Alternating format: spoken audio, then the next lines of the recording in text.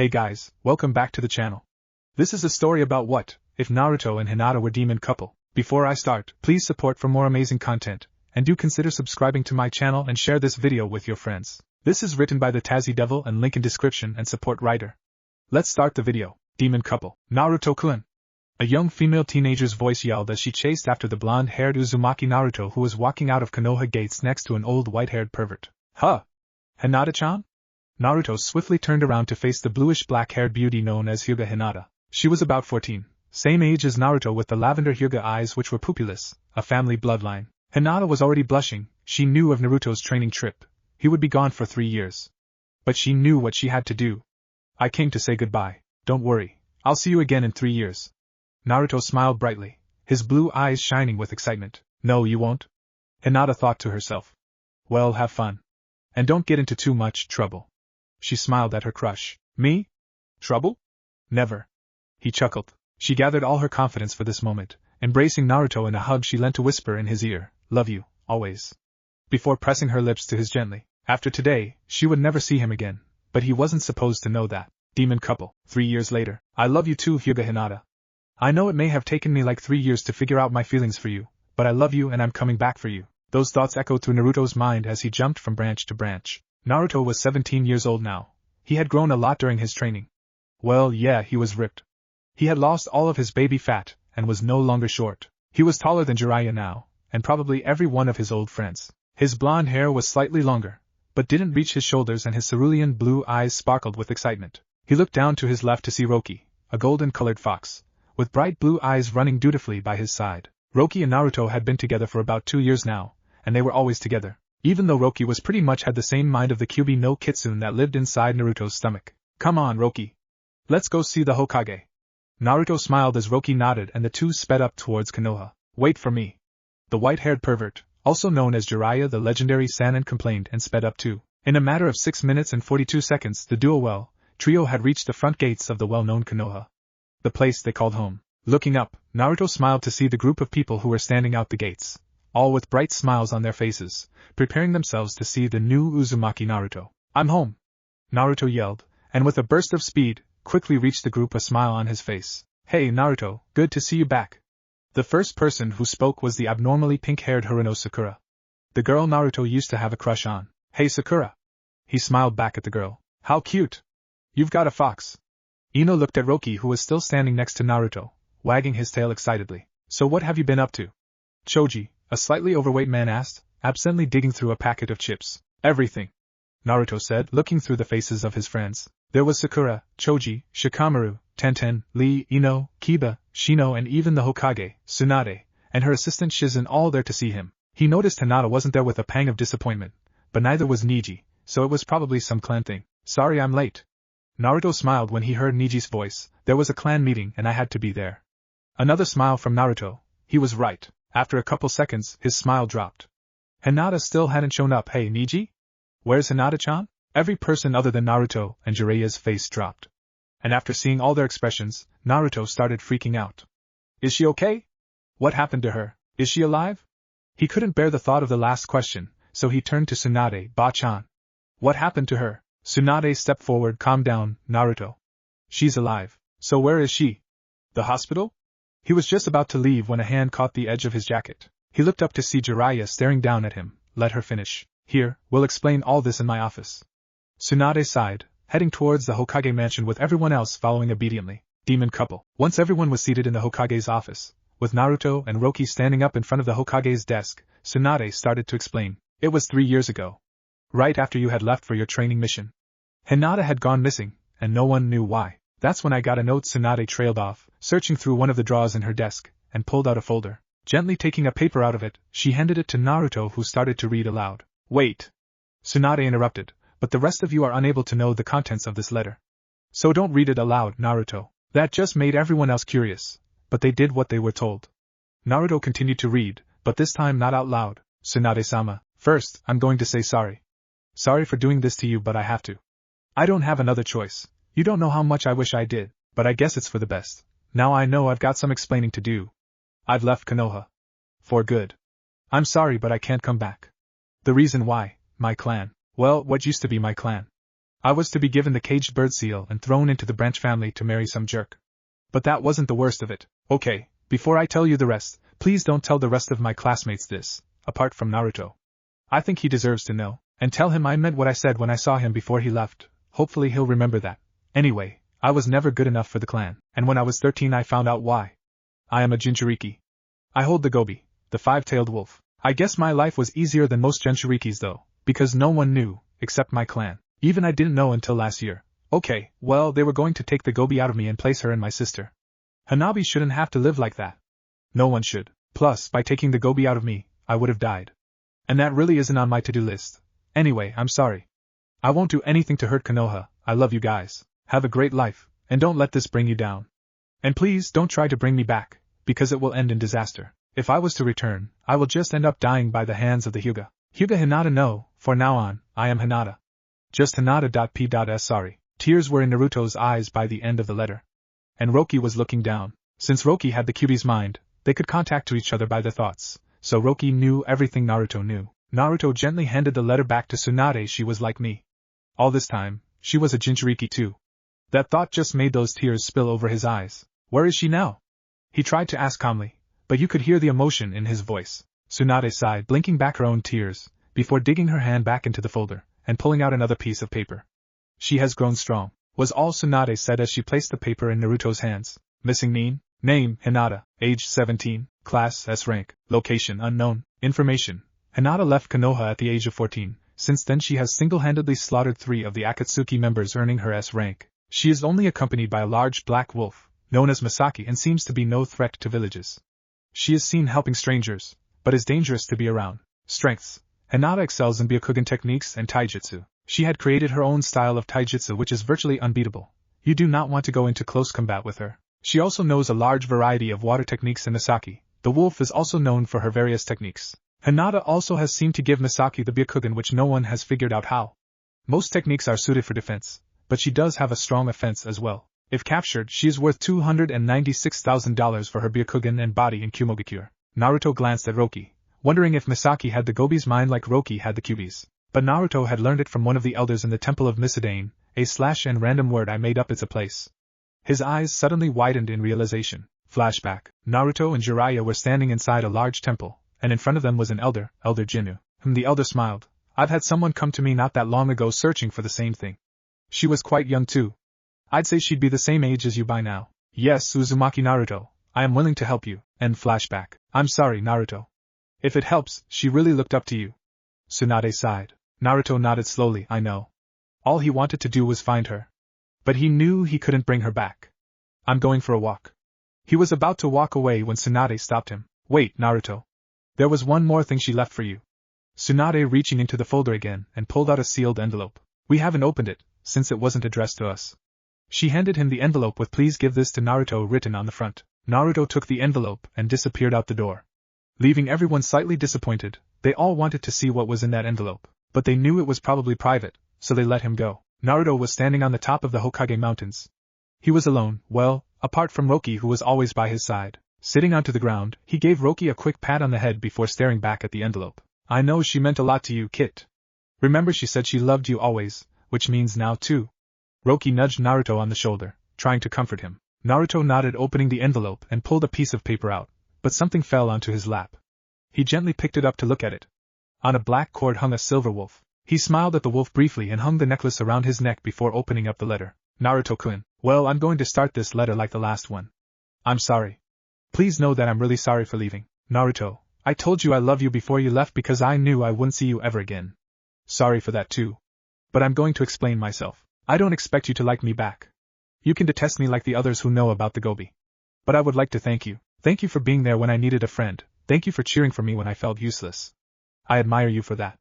It is the reason I fell in love with you. I love the way you never give up, your bright personality, the way you smile and say you're fine even when I know you're not. You've had a tough life, but anyone who meets you would have no idea.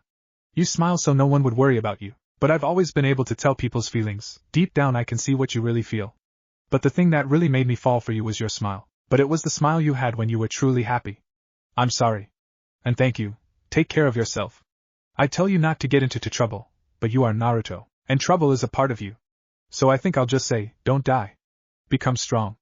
Become Hokage. Love you always, Hinata. Naruto read the letter 3 times before gently folding it back up and putting it in the envelope. Tears fluently falling down his face. Why did she have to leave? It was her damn family's fault.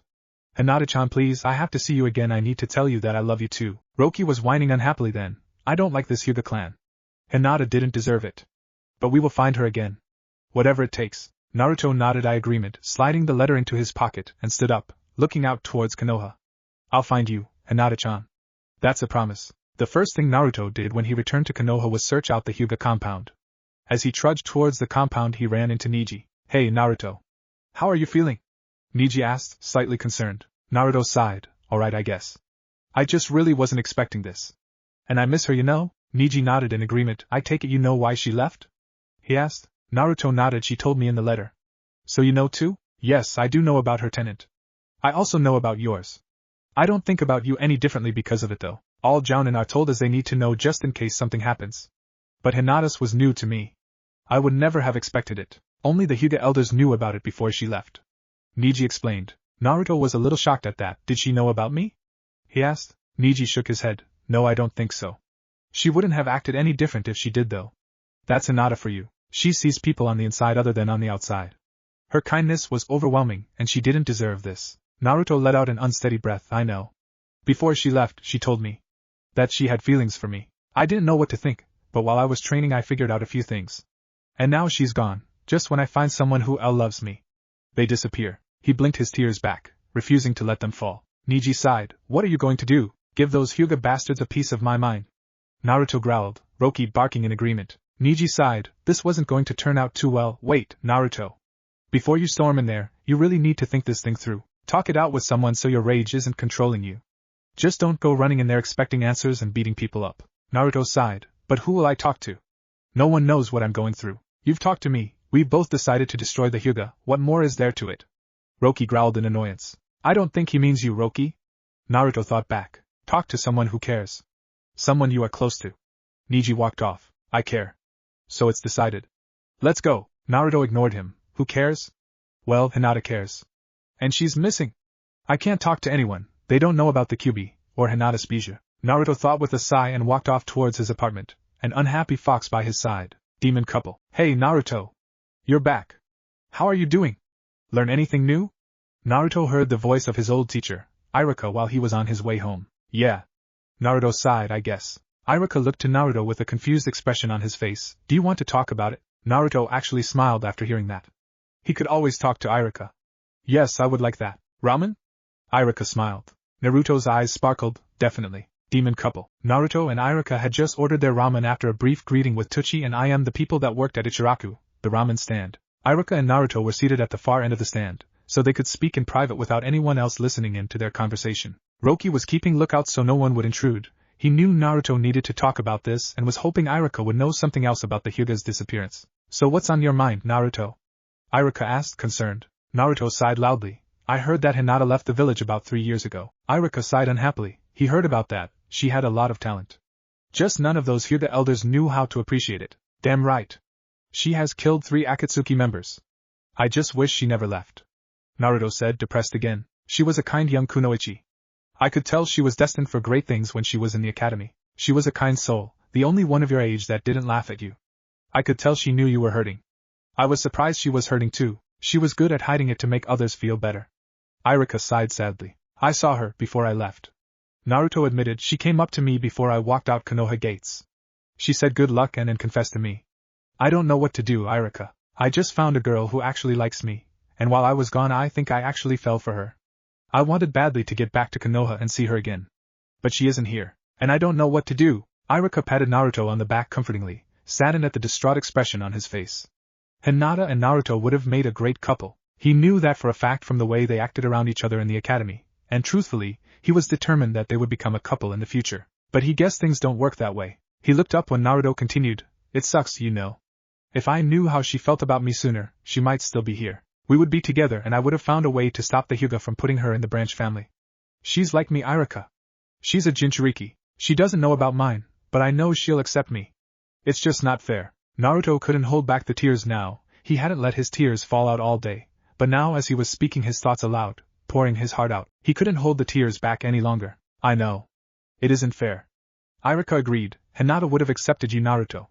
Even if she didn't have a bijou in her, that's just the way she is. But she's gone, and she's not coming back to Konoha. The Hyuga made sure of that. But even in the academy it was obvious she had feelings for you, Naruto. She won't demolish those feelings, ever. Iruka admitted. He knew it wasn't what Naruto wanted to hear, but he needed to know that she wasn't coming back. You just need to be strong. Like she is being strong now. If you can't be strong for yourself, be strong for her. She will always care for you, especially you. I know. She told me she'll always love me before I left. But I love her. I really do. And I want her by my side. Naruto complained. I'll do anything for that. She's away from her home, alone.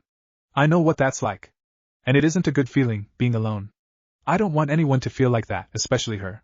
I love her. There is a chance you'll find her again, Iruka said comfortingly, intentionally not mentioning the fact that she probably wouldn't return with him to Konoha. Naruto shook his head. No, Iruka. It's not a chance. I will find her again. It's a promise. And I always keep my promises, he vowed, clutching his wolf necklace with his left hand. He intended to keep that promise. Demon couple. Talking with Iruka really helped Naruto. He was now lying on his bed in his apartment, staring at the roof with a small smile on his face with Roki curled up at his feet. I'll become Hokage. And when that happens I'll stop this madness in the Hyuga clan. Then she will be able to return. Believe it, I still think we should massacre the Hyuga. They're too arrogant for my tastes. Roki put in his 2 cents. Naruto chucked at his accomplice. You're the most arrogant thing I know. There is not a day that goes by that I don't hear about your unbeatable power, and how you would be able to destroy the world if you wanted to. Naruto sighed audibly, closing his eyes and letting sleep take him. Demon couple. A/N. Sakura is a bitch in this FIC, okay? I have just decided that someone has to be evil, and she was chosen at random. Ino is just following along to whatever she says. Ino will actually be good in a few minutes, smiley face. A few days later. What's with all this secrecy around Hinata's disappearance? Sakura Haruno complained to her best friend, Ino Yamanaka. Ino shrugged. I'm not sure. I was told that she left because her family treated her badly and were going to send her off to Kumo because they'd pay for her Byakugan. She said confidently. She knew all about the gossip in Konoha. Sakura sighed loudly. That is a rumor. Why would they possibly do that? They don't want others knowing the Byakugan secrets. Sakura pointed out the obvious. Ino was confused. Oh yeah? You're right. Then why did she run away? I think she's a traitor. Sakura said stubbornly. I never really liked her. She's probably just taking the coward's way out and leaving Konoha. Ino looked to her friend, even more confused now. But Sasuke left Konoha too, and you don't call him a traitor. Sasuke would never do something like that. It's probably some secret mission so he can infiltrate Orochimaru's base because he's so strong and talented only he can do it. Sakura decided, all dreamy-eyed. Ino had her doubts about that, but didn't dare contradict her. But hasn't Hinata killed 3 Akatsuki members? And isn't she S rank? I read that about her in the bingo book. Ino wondered. Sakura sighed at her best friend's hopelessness. That is obviously incorrect. You remember Hinata, don't you? She's a bad ninja. She really sucks. She would never be able to kill an Akatsuki member. Okay. Ino nodded, taking all this new information in. Then we gotta figure out why she left. Sakura just nodded in agreement. And I know who will know. Who? Sakura smiled. The only person who was able to read that letter today. Naruto. Demon couple. Naruto was walking around town, avoiding thoughts about the Hyuga so he wouldn't head over there and demand answers. But that was getting extremely difficult with Roki thinking up ideas how to torture the Hyuga, which, in turn, was running through his head. He smiled when he saw Shikamaru and Choji standing out the front of a barbecue restaurant, just what he needed to get his mind off of things. Shikamaru! Choji! Naruto yelled, running up to his 2 friends. Hey Naruto. Choji smiled. How are you? I heard you were pretty upset the other day. Shikamaru said, giving Naruto a knowing look. Naruto nodded. A little better, but I just have to get my mind off of things, so would you mind if I joined you? Come on then. The more the merrier, Choji said with a smile as he led the way into the barbecue shop. 5 minutes later they were all seated at one of the booths of the shop. I heard that Sakura and Ino were looking for you, Choji said as they started eating. Naruto gave them a confused look. What would they want me for? Shikamaru sighed. I'm not sure, probably something troublesome. To you, everything's troublesome. Choji sighed. Is there anything untroublesome? Shikamaru smirked. Of course, cloud watching. Naruto laughed. I don't see what's so great about clouds. They bore me. All they do is float around all day. Shikamaru was about to reply when they heard a voice being yelled at them. Naruto. We were looking for you. And Sakura was running straight for them with Ino by her side. What is it, guys? Naruto asked. We want to know about Hinata. Sakura demanded. Naruto's face visibly darkened. What about her? He asked suspiciously. We want to know why that traitor left the villa. Sakura started but was interrupted by Naruto. She is not a traitor, got that? She didn't leave the village to befriend the enemy like someone I know.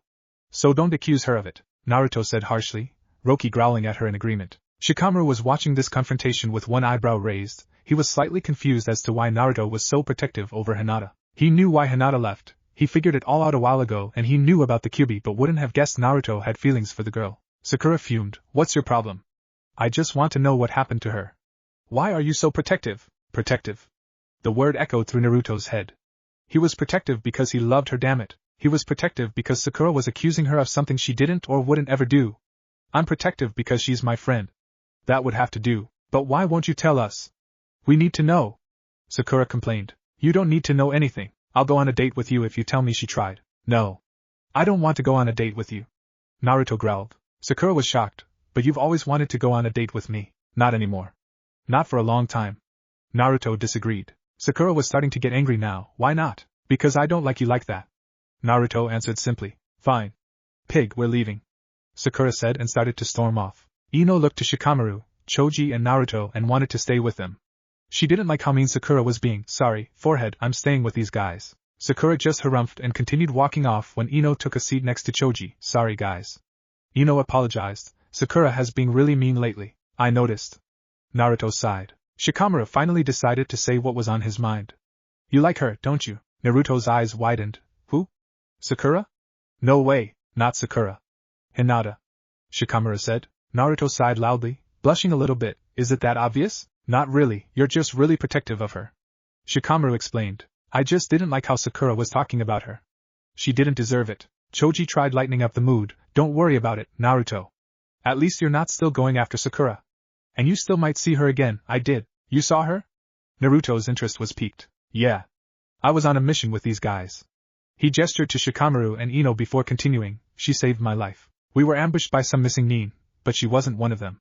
It was just after a fight we already had, so we were all pretty low on chakra. I didn't notice one get behind me and I would have been dead if she didn't appear and push me out the way. She said a brief hello, and if she didn't stutter I wouldn't have known it was her. She told us to leave and she handled it. Choji summarized. What did she look like? Naruto asked. Choji smiled at Naruto. Well, she was wearing blue contacts so people wouldn't see she had the Byakugan, and she's grown her hair out. She still had her bangs but the rest of her hair reached her waist.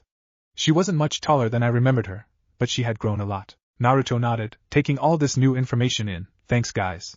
I really needed to hear that she was okay. She still looks after Konoha even though she's a missing nin. He smiled slightly. She was really pretty too. Ino piped up, although I reckon her lavender eyes suit her better. Shikamaru smiled and patted Naruto on the back. Don't worry about her, she is strong enough to look after herself. Naruto nodded. I know. It was 7 o'clock in the morning when Naruto was called to the Hokage's office. He entered the office a little confused as to why he was there, since he had no missions for the rest of the week. Looking around the room he saw a suspicious Tsunade sitting behind her desk and a concerned Shizen standing next to her. What's going on, Bachan? I don't get why I'm here. Naruto admitted. Tsunade sighed. Well, I got this for you. But I'm concerned and a little bit worried as to what it actually is. She explained, holding a letter out in front of her. It was sent to me, but is addressed to you.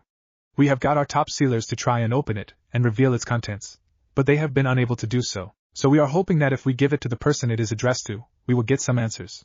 She explained, handing it to Naruto. Naruto immediately put his guard up, just in case the contents of this letter were going to physically harm him, or something. He took the letter from Tsunade and read the writing on the front. Tsunade-sama, give this to Uzumaki Naruto. I don't know where he lives, so I can't directly send it to him. You will not be able to open this. Only Naruto can. Thank you. A bright smile graced Naruto's face, his eyes sparkling. He knew who sent this. Tsunade also noticed the smile. You know who sent this to you? She asked. Yes. Hinata. He said happily. Tsunade was a little bit shocked as to how he knew that, and how Hinata could get an envelope only to open if Naruto was holding it, but let Naruto open it anyway. Waiting for his response, the letter wrote, Naruto-kun, sorry for writing to you again. Especially if you don't want to see or talk to me because you hate me. But this is urgent. Well, not really, but I want to help you as much as I can.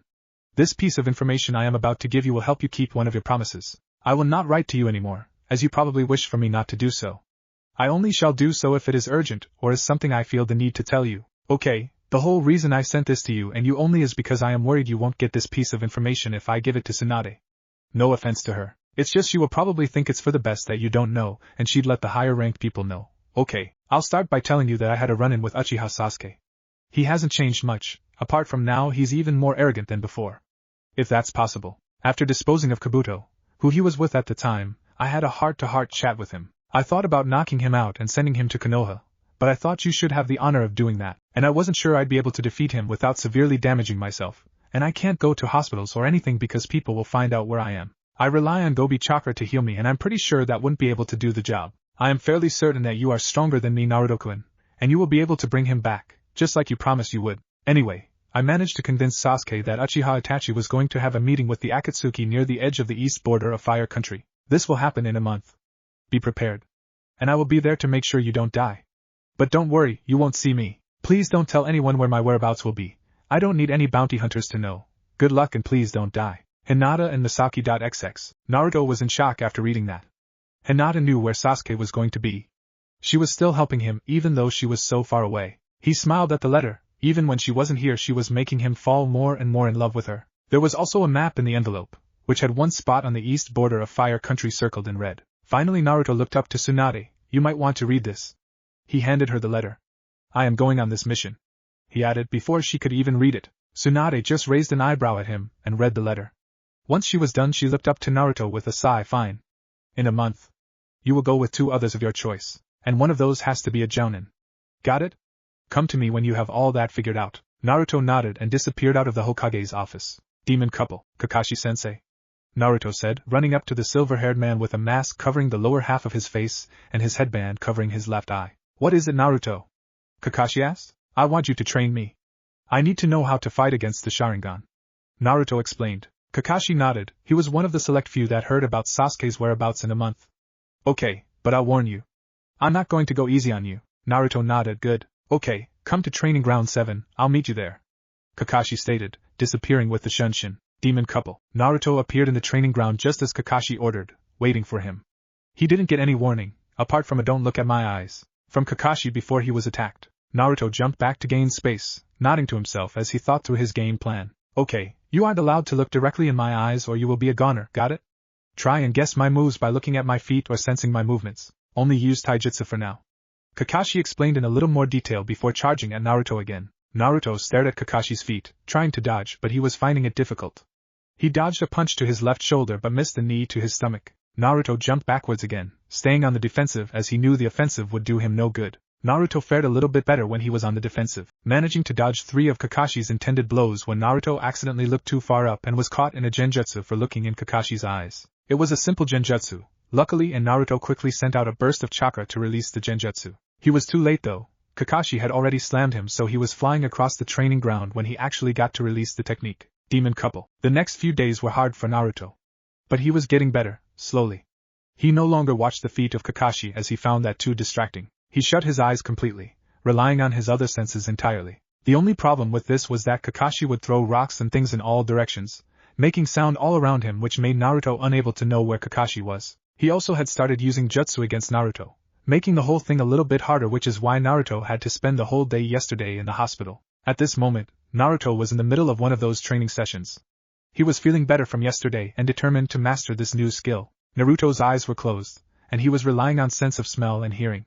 He was extremely lucky. He had an advanced sense in both of those things thanks to the Kyuubi. He was standing perfectly still in the middle of the training field waiting. Then he heard the sound of a foot touch the ground directly behind him. Kakashi was extremely skilled with the art of stealth, so he had to pay his complete attention to hear him move. Quickly Naruto ducked under the fist he could sense coming at his head, and pulled one leg out, swinging it around the ground, hoping to knock the copy ninja off of his feet. But when he felt no one in the way, he knew the ninja must be in the air. He could feel the sparking of a Chidori, and jumped back as a smash was heard from where he was once standing. He was breathing heavily now.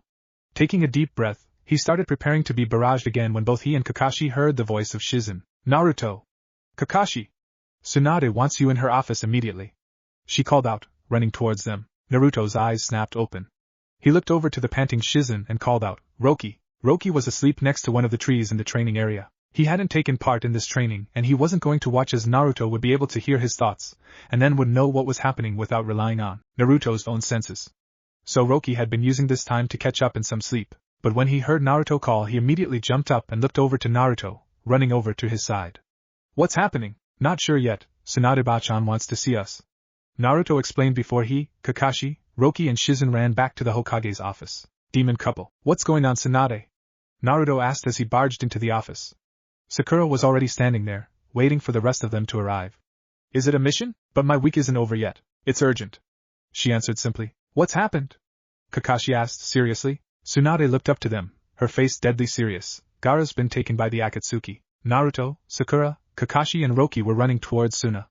They had to get there quickly and save Gaara. Gaara was taken by the Akatsuki earlier that morning and they would reach Suna by tomorrow if they kept up the pace. Naruto, Kakashi said in a warning tone. Yeah?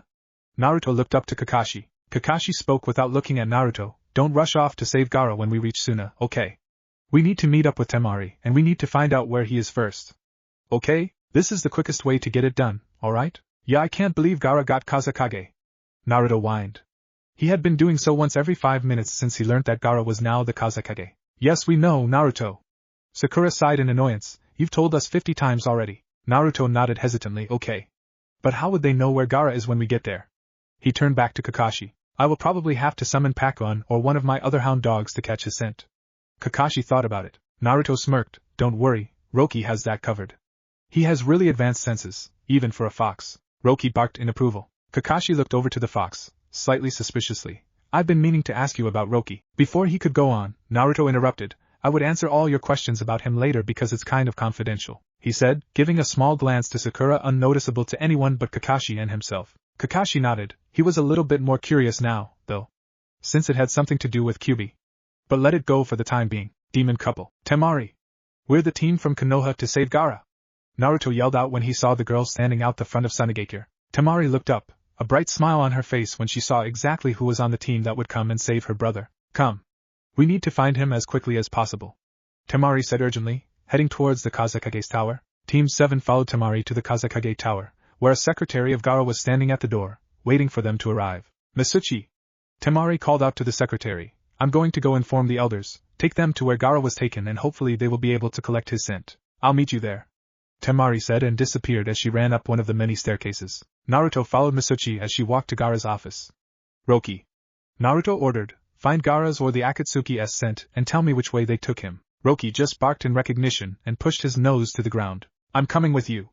The door burst open, leaving a girl standing there panting heavily, her brown shoulder-length hair sticking slightly to her face as sweat dripped down. There's no way in hell that I'm going to stay here while my Gaara-kun's in trouble.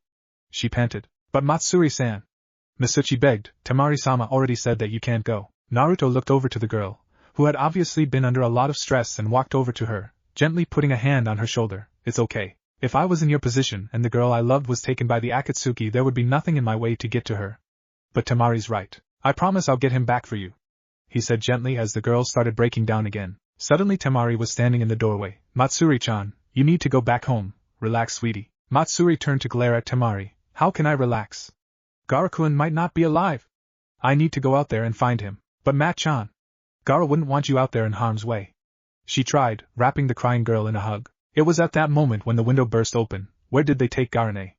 A feminine voice ordered, standing in the center of the room with a large wolf by her side, leaving everyone surprised at this girl's speed. Naruto's breath was caught in his throat. All he could do was reach up and grab hold of the wolf pendant that was dangling down his neck and stare blankly at the gorgeous figure in front of him. She had blue eyes and her long bluish back hair trailed down to her waist. Her figure was still petite but had filled out a lot since he had last seen her. But then again, the last time Naruto had seen her was 3 years ago. Who are you? You aren't supposed to be here. Masuchi was shocked at the girl's sudden appearance. Hinata sighed. Look, I'm sorry, but I'm not going anywhere. I'm here now and I'm getting my brother back, then I'll leave you peacefully, she said gently. Let her go. Temari sauntered through the door. She's a friend. Thank you, Temari-chan. Hinata smiled at Temari. I would say it's good to see you again, but I'm not in a good mood. Well, you're going to help get my brother back, so that is all I need. Temari smiled at the girl. Well, he's like a brother to me too. Hinata then noticed the crying Matsuri. Don't worry, Mat-chan. I promise I'll get Gaara back to you, Hinata said with a smile, leaning over to pat the girl on the back when she hit a chakra point, catching the girl as she collapsed into a light slumber. Thank you, she could have hurt herself. Temari looked over to Hinata with a small smile as Temari placed the girl gently on the couch in Gaara's office. I've got Gaara's scent. Roki snapped Naruto out of his frozen state. Roki has Gaara's scent, Naruto said before turning to the long blue-haired beauty. You can travel with us. He was silently hoping no one else would recognize her. He needed to ask her a few things before anyone would notice. Hinata turned around and nearly fainted at the sight of Naruto. Luckily she pushed that down, but tripped as she was already starting to walk and landed face first on the ground, shaking slightly in horror. She got up, quickly controlled her blush and noticed Roki next to him. Roki is like me. Misaki confirmed Hinata's thoughts. making Hinata lock eyes back with Naruto, who smiled one of those smiles she loved and winked at her. Let's go, Kakashi said loudly, taking charge as Sakura followed and Temari jumped after them, after a subtle wink at Hinata. Hinata and Naruto followed along behind, Naruto trying to get a chance to talk to Hinata in private. Roki headed to the front of the group when Hinata ordered Misaki to go to the front as well. Who are you? Sakura asked Hinata. Hinata stumbled.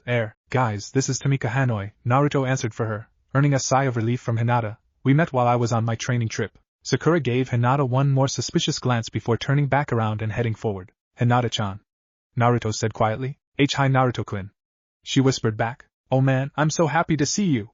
He smiled, reaching over and engulfing her in a hug, lifting her off of the ground so they could keep moving towards Gaara. You're not scared of me? You don't hate me? Hinata blushed in Naruto's arms. You Roki? Are you like me? She said quietly. He nodded. Yeah, you never really figured out why everyone hated me? Hinata smiled back. I'm not that smart. Naruto's smile disappeared. I got something to tell you after we save Gaara, he said, gently putting Hinata down so she could run again. Okay, she agreed. Thank you for not telling them. Hey, you're not off the hook yet. Naruto smirked. Mistress. 2 Akatsuki are up ahead in a cave. They have Gaara. The fight with Gaara must have taken a lot out of them. They are both low on chakra. Hinata heard Misaki's thoughts. Naruto-kun, Hinata started. I know, Roki just told me.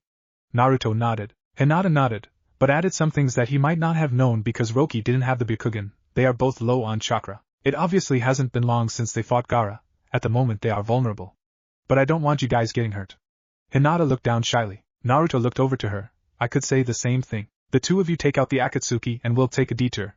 Roki thought to Naruto. Naruto nodded, grabbing Hinata's hand. Come on. He quickly made 2 shadow clones, one of Hinata and one of himself. We'll take out the Akatsuki. Roki is going to take them on a detour. Hinata nodded, silently informing Misaki about their plan before activating her Byakugan and heading towards the Akatsuki members. Demon couple. Hello again. Hinata smiled brightly when she walked up to the 2 Akatsuki members, Sasori and Deidara. Gaara was in Sasori's grip, unconscious. Hey look. It's another little demon, Deidara smirked. Hinata frowned. That's not a nice way to speak to a lady. You tried to shave my precious hair off last time. Deidara shot back. I was just wondering if it was as smooth as it looked. Hinata continued in her gentle calm voice. I'll see how you look when you're bold. Deidara growled, and before he could jump at Hinata, something landed on him harshly. Now, I quite like Hinata-chan's hair as it is, thank you. Naruto was sitting on Deidara, smiling brightly. Another one? We're too weak to take on 2 of them at once. Sasori jumped backwards, shying away from the demon containers. Naruto chuckled loudly. Did he just call himself weak? He asked Hinata. Hinata nodded. I think he did, Naruto. What are we going to do about that? Let's show him how weak he already is. Naruto smiled. Let's do just that. Hinata agreed, but I get Deidara-chan. I'm jealous of her hair. I didn't get to chop it off last time. Deidara fumed. I'm not a girl. Naruto acted like he hadn't spoken. Nah, I like your hair better. He disagreed, getting off of Deidara so Hinata could go at him, and charged Sasori. I'll take on this guy then. Demon couple. Hinata charged Deidara, dodging all of the clay birds that were thrown at her. She smiled. She had already fought Deidara before, so she knew she had to stay away from the clay because it can blow up any second. She quickly gathered her chakra as he stared to throw more and more clay creatures. Chakra pulse. She yelled and pushed out a bit of chakra from each of her chakra points, throwing the clay in all directions. She knew she could only beat Deidara in close combat. All she needed to do was get close enough. She could make it to Deidara, but it was going to take a bit. She sighed. This was going to hurt, and charged towards Deidara at top speed. The clay kept blowing up near her, but she moved at the last second so it wasn't going to hit a fatal position without stopping as she ran forward towards Deidara. Quickly activating her Byakugan, she ran in for a juken palm to his stomach, when she noticed something wrong about Deidara. With a gasp and realization, she tried to pull back before her juken palm could hit him, but she couldn't stop the momentum, and when her palm hit the Deidara, it blew up, sending Hinata flying to the wall of the cave and tumbling onto the rocky floor covered in scratches and bruises. Sighing in frustration, she got back into a standing position, ignoring the aching in her joints. She looked around with her Byakugan, trying to find where the real Deidara ran off to. Her eyes widened when she saw him heading to where Naruto was fighting Sasori and where Gaara was lying on the ground, still unconscious. Hinata ran, trying to get to Deidara before he could do something. Luckily she was faster than him, and quickly kicked him in the side, sending him into a tree near where Sasori was fighting. She was about to run back over to Deidara when she saw that he had already sent out clay towards Naruto. She wouldn't have been able to make it to him in time, so she yelled, Naruto. Whatever you do, stay away from the clay animals that are coming your way. Naruto looked up, clearly shocked by Hinata's shouting. Then noticed the clay heading for him, nodding to himself. He created 6 clones to take care of him as he turned back to Sasori. He was already breathing heavily, as Sasori had 2 puppets out in front of him. But he was lucky. Thanks to the Kyuubi, he was immune to the poison the puppets were throwing at him. He charged again. He had already defeated a few of these puppets, so he knew he had to hit them in the joints to disable them. Ducking under the spears the puppets were throwing at him, he pulled out a kunai from in his holder and slashed it across the elbow joint. Then he had to jump up into the air, dodging the second puppet's axe. But now he was in the air, and falling down to where the puppets were waiting. Shadow Clone Jutsu, he yelled, creating 10 shadow clones, and all started creating a Rasengan. Rasengan barrage! They all yelled at once, twisting in the air to dodge the puppets' moves, and each pushed a Rasengan into the puppets. There was a large explosion from the Rasengans, and the real Naruto was thrown back and the clones disappeared in a poof of smoke. Getting back up with a bit of effort, he smiled when he saw the puppets on the ground, ineffective. Suddenly there was a large blast from the trees behind him, and he saw Hinata flying towards him. Quickly moving, he jumped towards her, catching her in his arms. "Are you alright?" he asked. She winced a little bit. "Yeah. I'm fine." She sighed as Naruto put her back up in a standing position, and she stretched all her aching joints. The group heard the blasts, and "We're coming," Misaki warned, and Naruto glanced at Hinata and they both nodded, knowing each other got the news, and disappeared into the trees just as the group entered the battlefield. "Okay, guys. Sakura Temari and I will take the red head. You other two will take the girl," Kakashi ordered, making clone Hinata/Tamika laugh. "Wait." Naruto disagreed. "Me and Tamika will take on Sasori. He works with poison. I can smell it on him. The poison won't affect me, and Tamika is a venom specialist." Clone Naruto lied. "Yes. That would be a good idea," Tamika agreed. Kakashi just nodded and, after a suspicious look to Tamika, ran towards Deidara, who was fuming. "I'm not a girl," he yelled as the four disappeared deeper into the woods. Koth, Clone Naruto, and Hinata disappeared then, and the real ones jumped out of the trees they were hiding in. "Okay, let's do this," Naruto said, smiling. "Do you think they will be okay?" Hinata asked, activating her Byakugan again. Naruto just smiled at her. "Don't worry. They'll be fine. Kakashi-sensei will make sure everyone comes out in one piece." Hinata nodded, and then turned back to Sasori. "The quicker we defeat this guy, the quicker we'll be able to find out." Both Hinata and Naruto charged Sasori, dodging his hits and attempting to land a hit on him. Hinata finally got a juken to the side of his arm, when she felt nothing happen apart from a small twitch in the palm of her hand. Quickly jumping back, she called for Naruto to do the same before explaining, "My juken does nothing to him." She looked over to her arm, pulling out a splinter, then looking at it curiously, her eyes then widening in realization. "He's made of wood." And I know he isn't really made out of wood, but you know, he is in my story, tongue sticking out. "What?" Naruto turned to Sasori, a confused look on his face. Sasori smirked. "I guess you figured it out then." "Yes. I made myself into a puppet." "That's creepy." Naruto shivered. Hinata just nodded in agreement, thinking through what to do about this new piece of information. "Misaki, help us out here," Hinata called. Misaki barked and jumped up to Hinata. "He's made of wood, right?" Hinata thought aloud. "Naruto? Do you know any fire jutsu?" Naruto shook his head. "No." But his eyes widened. "Roki, you know fire jutsu, right?" "Yes. I know many fire jutsu." Roki barked, joining the group. "Okay. Roki, we need to set this guy on fire." Naruto looked over to Sasori. Roki's body was coated in a demonic red chakra as he started to use his jutsu. Growing 2 more tails, he opened his mouth as a ball of red chakra was concentrated in his mouth. Suddenly the sphere burst out of his mouth into a large beam of fire that headed for Sasori, setting him on fire like they wanted. "Good job, Roki." Naruto smiled at his companion. Now to finish this off, he charged towards Sasori, creating an Otama Rasengan in his hands before pushing it into Sasori's chest, which blew up, making bits of burning wood fly everywhere. Sighing, Naruto walked back to where Hinata, Misaki and Roki were waiting. "Good job.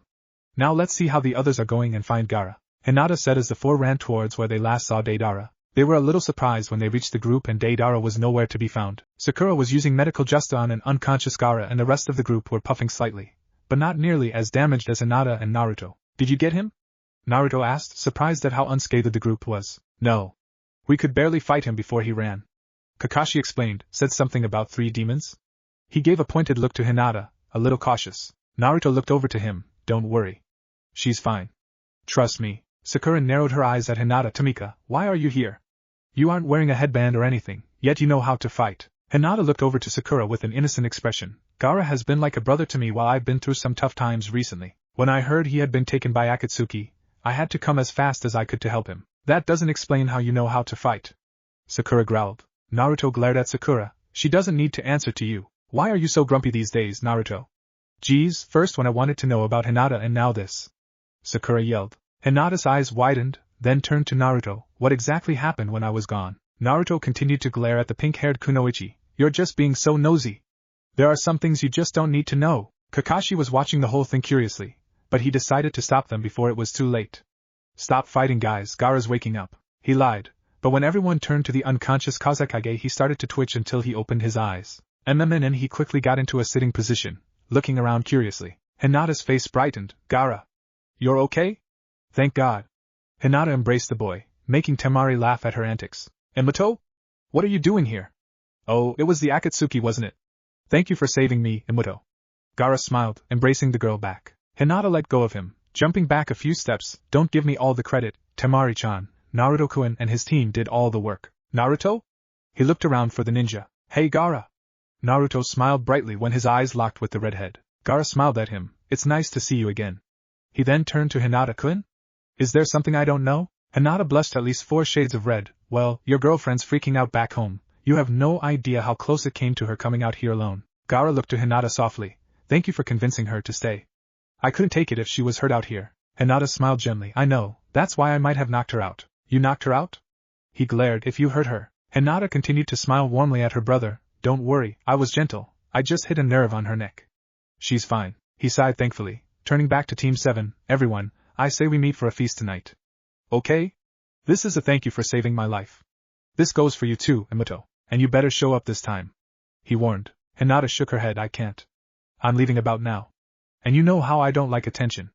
I'm not heading in the direction of Suna anyway. You know I can't stay here for too long. Now that I know that you are okay, I can leave. Gaara sighed. Fine. But keep in contact this time. She just smirked. You know that's not going to happen.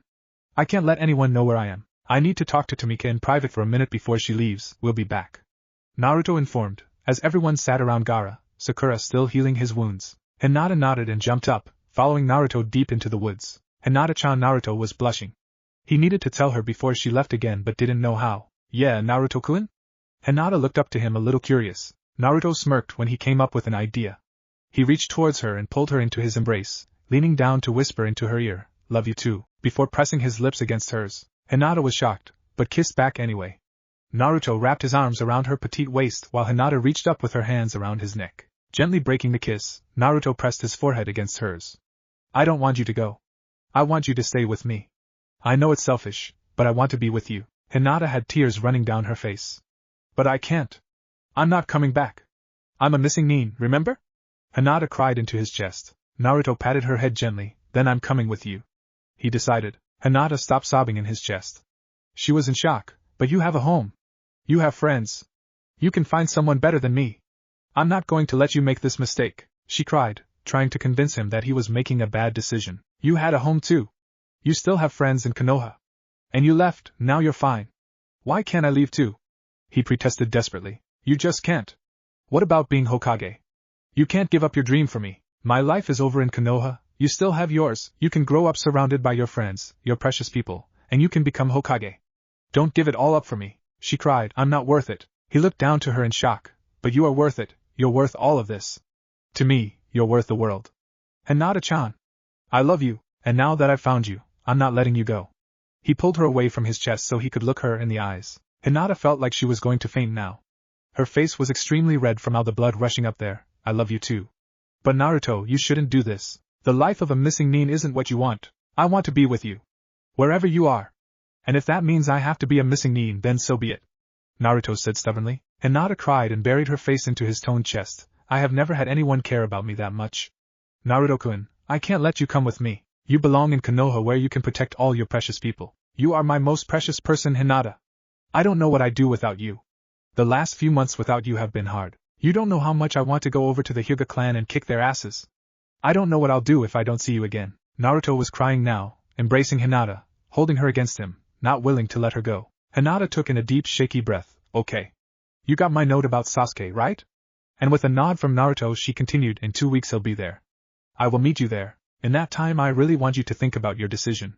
Tell me in 2 weeks what you decide. I'll miss you. She took a few steps back, preparing to leave. Love you? Before she could run, a hand caught her by the wrist, spinning her around to face Naruto again. Naruto reached with his other hand around his neck, pulling the necklace Tsunade gave him off of him. Here. Something to remember me by. A promise that I'll see you again. He placed the necklace around her neck. I'll miss you too. Be safe.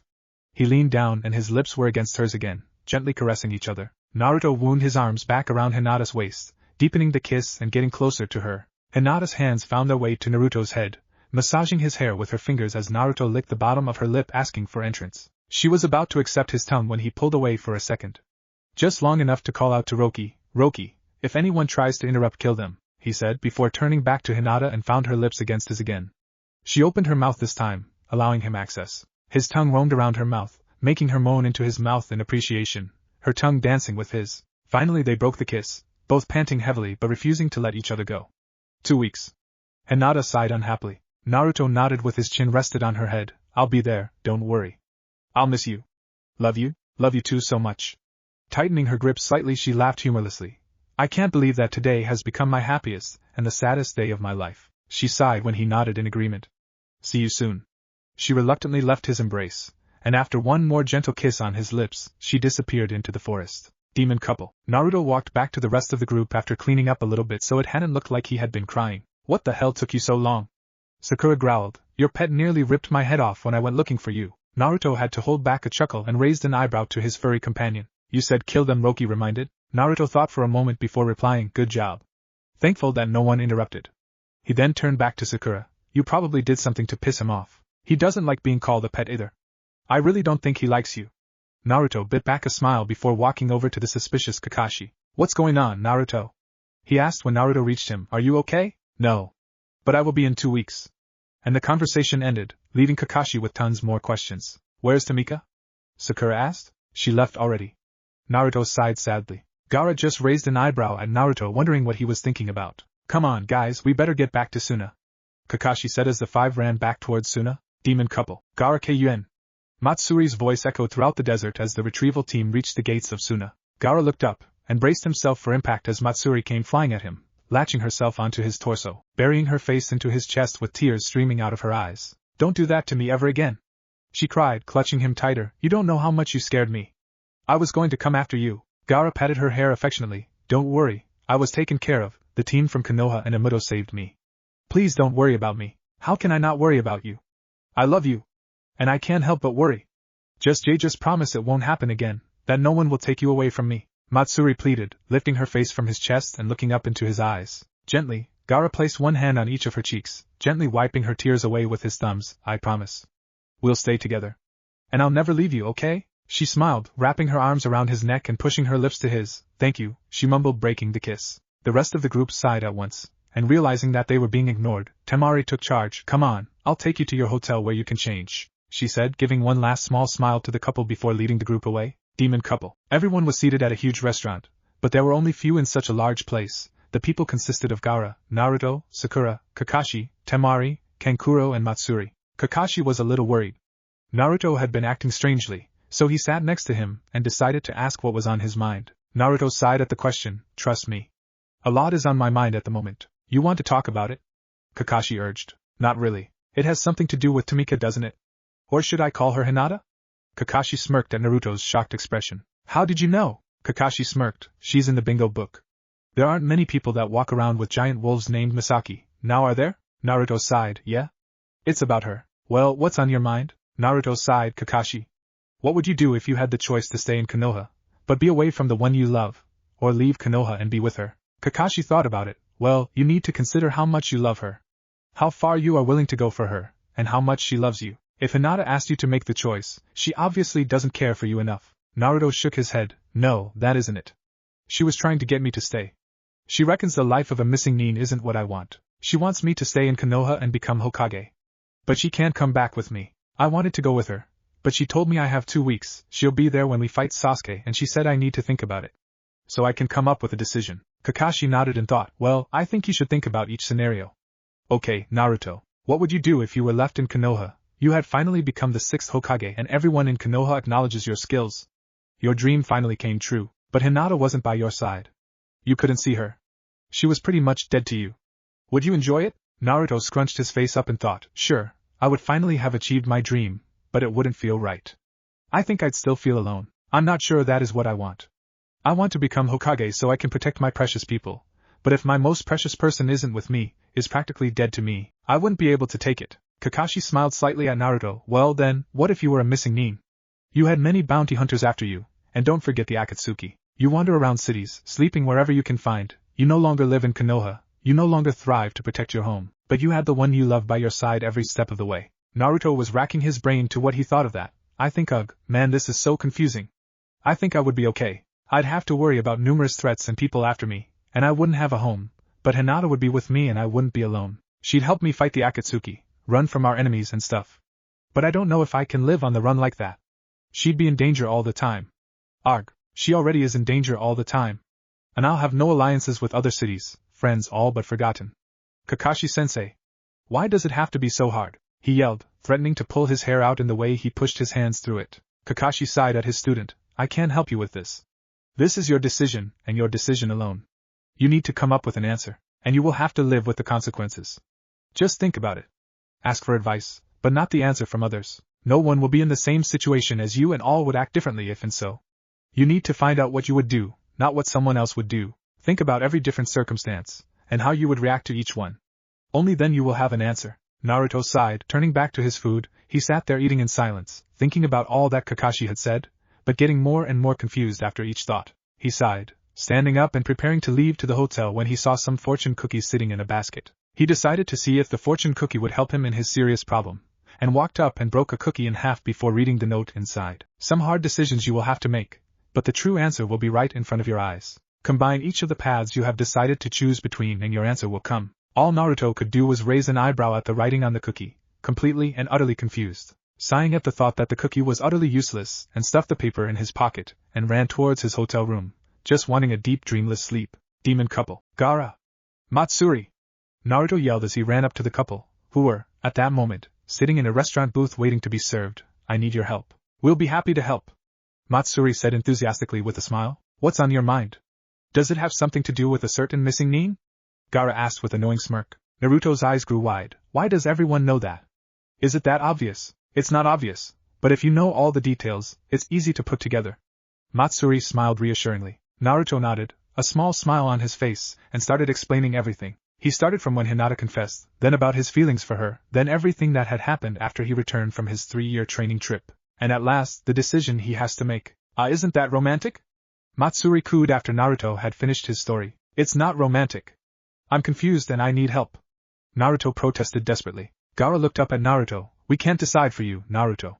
And Hinata won't mind whichever path you choose. Don't change your decision because of the thoughts of others. Just think what you want, not about us. Ignore others' feelings when you choose what you will. Choose what you think is best for you. Gaara advised. Naruto sighed. Yeah, Kakashi-sensei said something similar. But it's not helping. I have 2 weeks to come up with a decision, and I'm completely lost. Matsuri smiled brightly. Don't worry, Uzumaki-san, you will have an answer soon enough. Naruto! We're leaving! Sakura's voice shouted from the restaurant door, looking rather pissed off. Well, I'm out of here. Naruto sighed, saying a goodbye to his new friend and his brother, before disappearing out the door. 3 days. That's how long it took to get back to Konoha. Sakura was whining the whole way, while Naruto was trying to concentrate. He thought through Kakashi's words, but he was clueless on what to do. Sakura was getting annoyed. Naruto was being quiet. And it annoyed her.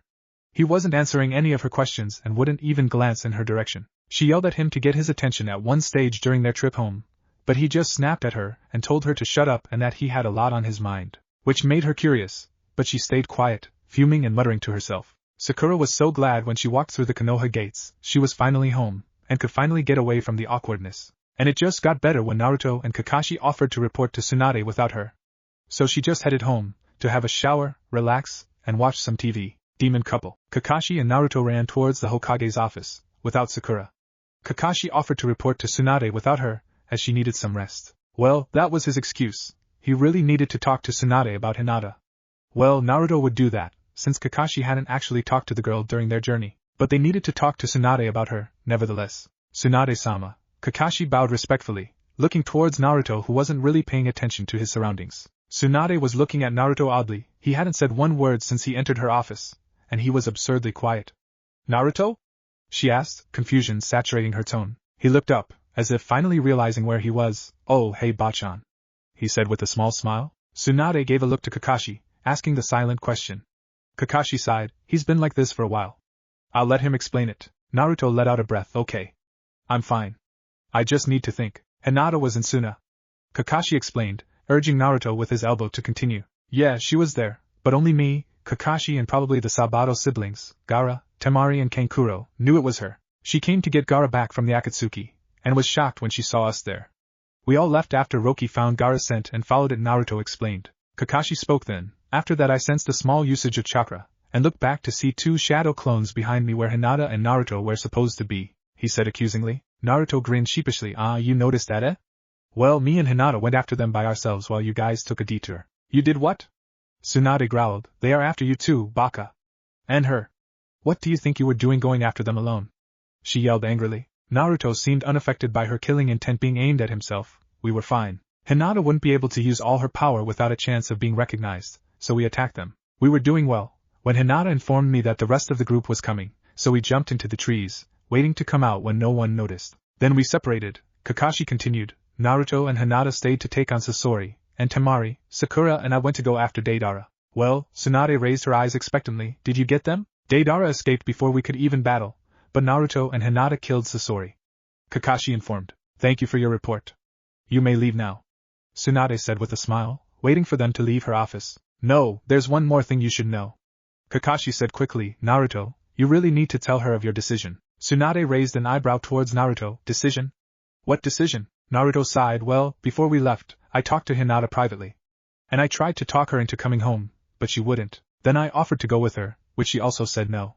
She's given me 2 weeks until I see her, to come up with a decision on whether to go with her or stay here. He summarized quickly. Why would you want to go with her? Tsunade asked confusedly. Naruto blushed a little. Because I maybe a little bit, could have fallen in love with her? Tsunade's eyes widened at that, and a wide grin spread across her face. Well, what do you know? I can't believe you like her. She's been in love with you for years, and you were so dense. Someone would have to spell it out for you to get you to understand. She started, but Kakashi interrupted. That still wouldn't work. He probably couldn't spell. He chuckled. Naruto just sighed. Fine. If you're going to sit here offending me, I think I'll leave. He stood up, about to walk out the door when he heard Tsunade's voice. Just tell me when you come to a decision. I need to know. Okay? She said gently, and after a nod from Naruto, he disappeared out the door. Demon couple. Naruto sighed, breathing heavily and lying on his back, looking up at the sky. He had been training all day to get his mind off of his thoughts.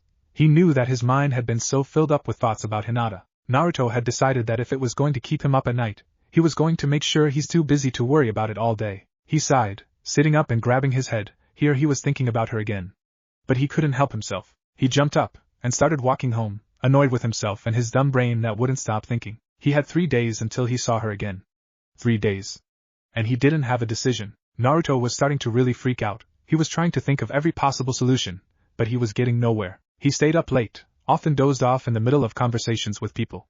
He never though this much in his life. I don't want to leave Konoha, and Hinata doesn't want me to be a missing nin, but Hinata isn't coming back to Konoha and I want to be with her. He remembered the fortune cookie. Some hard decisions you will have to make, but the true answer will be right in front of your eyes. Combine each of the paths you have decided to choose between and your answer will come. Combine each of the paths. Combine. Naruto's eyes widened, coming to a sudden revelation.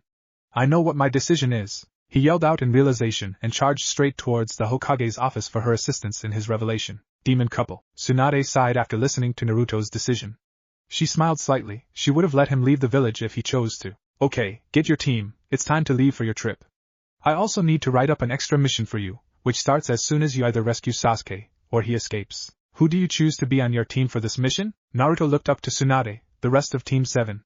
Then we will be together, even if it's only for a little while. Tsunade smiled sadly. Okay, I'll give them the mission details and you need to prepare for your journey. Naruto looked up to her one more time before he left. Can you not tell them of my decision until they get back? Yes, now get packing. Demon couple. Okay, come on. Let's get Sasuke back, Kakashi said, voice full of authority, as Team 7 stood out the front of the village, just outside the village gates. Early the next morning, no one questioned Naruto's rather large pack of luggage, as if he was staying for a year rather than a couple of days. But the team just guessed the pack he had was stacked full of ramen, and took no note of it. Because, truthfully, he had done it before. Hi! Naruto and Sakura called at once, all darting off in the direction that Sasuke was said to be in 2 days. Sakura, Kakashi and Naruto had been traveling for 2 days now, and were coming close to their location. All 3 of them were silent, mostly wondering what the outcome of this would be, if they could finally get Sasuke back. But Naruto couldn't seem to get his mind off of a wide-eyed Kunoichi. Not that it was surprising. He hadn't been able to stop thinking about her for a whole week now. A sparkle appeared in Naruto's eyes when he sensed 2 chakra signatures ahead of him. He immediately knew who the signatures belonged to. One signature was obviously demonic, and he smiled at the thought of Misaki standing dutifully next to her mistress. Naruto smiled widely as he whispered, "She's here," loud enough for Sakura and Kakashi to stare at him confusedly before he took off sprinting towards Hinata's chakra signature. Hinata didn't know what hit her. One moment she was standing in the middle of a break in the woods, the next something barged into her, and she flew onto the ground, landing on top of the thing that barged into her. Looking up, she saw cerulean eyes for half a second before lips pressed against hers. Hinata smiled into the kiss. She knew who those eyes belonged to. She could also tell it was Naruto by the way he kissed. His lips were firm and warm, and yet they had this gentleness about him when he kissed her. After breaking the kiss, Hinata smiled up at him. "Hello to you too. I missed you." She smiled, but suddenly felt another two presences in the training field. Turning around, Naruto and Hinata were met with Sakura and Kakashi, whose mouths were gaping and eyes bulging. Naruto laughed at their expressions and Hinata just blushed. The two snapped out of their shock state as Naruto and Hinata quickly got up. Kakashi smiled, but Sakura wasn't so positive. She immediately got a suspicious look on her face and turned to Hinata. "Who the hell are you?" Hinata blinked a few times at Sakura's furiousness, until she felt warm arms wrap around her waist. Looking up and smiling at Naruto, she turned back to Sakura. "Hinata, but you might have remembered me as Tamika." Sakura gasped after that. You're a damn traitor. Who the hell do you think you are coming here? This has nothing to do with you. And Naruto, what do you think you are doing with her?" Hinata stood still in a bit of shock at Sakura's outburst, but gave her a firm look and spoke. "If it wasn't for me, you wouldn't be able to find Sasuke right now. I'm the one who told him to come here because that's where his brother was going to show up. I may be a missing nin, but I'm still loyal to Konoha and I'm not a traitor," she said calmly, in her gentle quiet voice. Sakura snorted. "I don't believe you. The whole reason you left Konoha was because you're a traitor. It's not like we cared anyway. You're not strong, you've always been weak, and no one wants you back anyway." Hinata was hurt by that until she heard a growl coming from deep in Naruto's chest in defiance. Looking down, Roki was also glaring at Sakura, teeth bared. "You know what, Sakura?" Hinata looked up at her, determination glinting in her eyes. "You can call me weak as much as you want. I don't care. I've been told that for my whole life, that I was weak, useless. But now I know that I'm strong. And that's all that matters. And you want to know why I left Konoha? I left because my family was planning to kill me. You see, I have been burdened my whole life with something I didn't even know I had until I was 13, and then they were going to relieve me of my burden, which would have killed me, and given it to my sister. I'm not going to let Hanabi live through what I have, so don't make accusations when you don't know what's going on." Sakura just rolled her eyes and was about to speak when Kakashi interrupted her.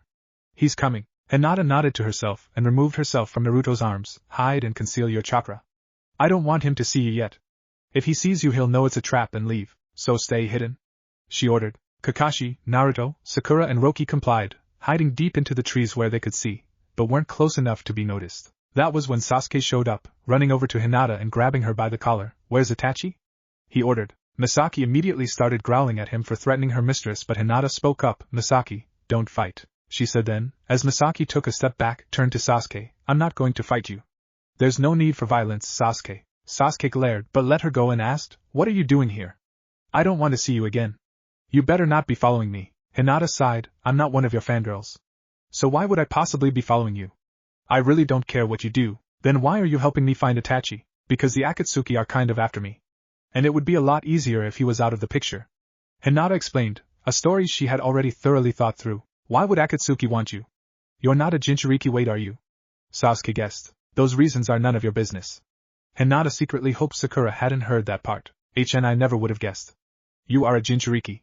I guess you would be a worthy opponent for one day. Who said I'd want to fight you?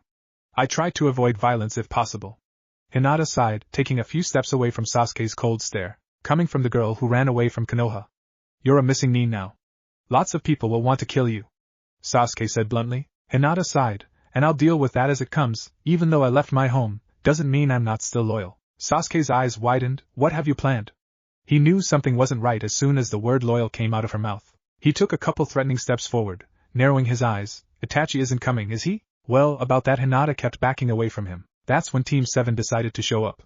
The four took their stances, Naruto standing directly in front of Hinata, somewhat protectively, and face to face with Sasuke. "Nice to see you again, Team Dobe?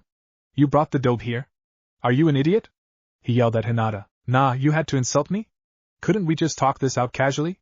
Hinata sighed. Sasuke glared. "I'm not going back to Konoha." Naruto turned to Sasuke. "Okay, I might give your decision a thought if you give me a decent explanation why." Sasuke looked at everyone in the group and sighed. "You know why I can't come back. I need to be stronger." I need to defeat my brother. Only after I defeat him, I will return, Sasuke explained angrily. Hinata took a few steps forward, so she was standing next to Naruto now. Look, Sasuke, she started, in her gentle, calming voice, you should come back with us to Konoha. You can get stronger there. And if you stay with us, Itachi will come. Sakura turned on Hinata. Sasuke's not going anywhere near you. You're just a demon. No one wants to be with you. Thank God Akatsuki is after all you demons. We don't want you, so it'd be better off when you die. She yelled. Everyone was speechless, and Hinata had tears in her eyes, threatening to fall. Everyone just stared openly at Sakura, sometimes giving a glance to the horror-struck Hinata. That's a lie. Naruto finally yelled defiantly. I want to be with her.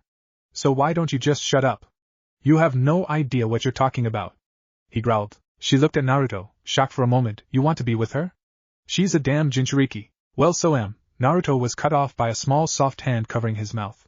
He looked over to the owner of the hand, and she was shaking her head. Don't, Hinata whispered in her soft voice, but he could hear her and nodded slightly, before she dropped her hand from his mouth and turned back to Sakura. Sakura. Don't talk about stuff you know nothing about. Hinata isn't evil, damn it. She's probably the nicest person you'll ever meet. She's probably faking it. Don't you get it, Naruto? She's using you. Can't you see it? Sakura yelled. Sasuke was watching this whole thing confused. Had they forgotten about him? He thought so until he heard Hinata's gentle voice say, Sasuke-san, making him look up to her. I'm willing to give you a chance. You can travel with me and Misaki.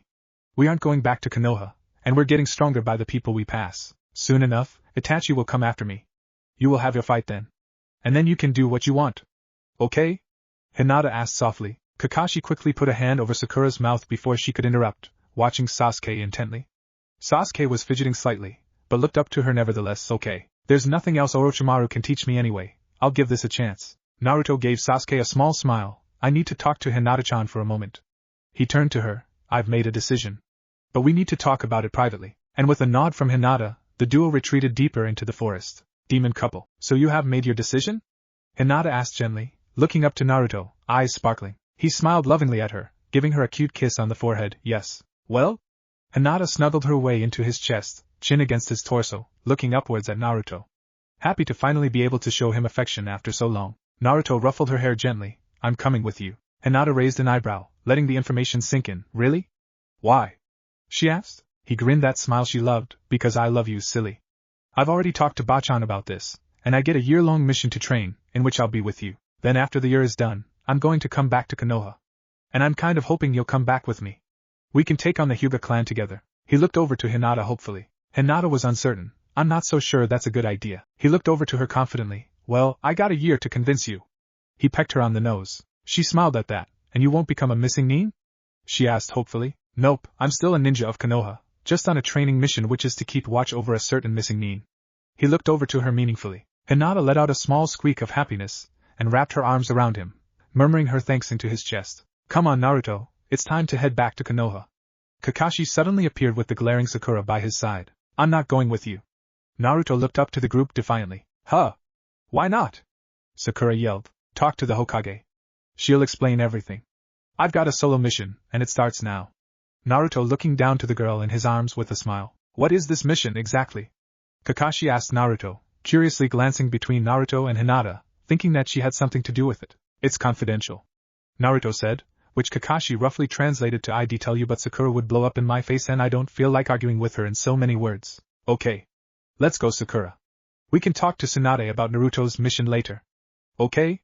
Kakashi sighed as the duo left. So you're traveling with us? Sasuke asked, standing next to the couple. Naruto grinned widely. Yep. Well, where are we heading first? Anywhere in particular? Sasuke turned to Hinata. Hinata thought for a minute. Well, I hadn't decided anything.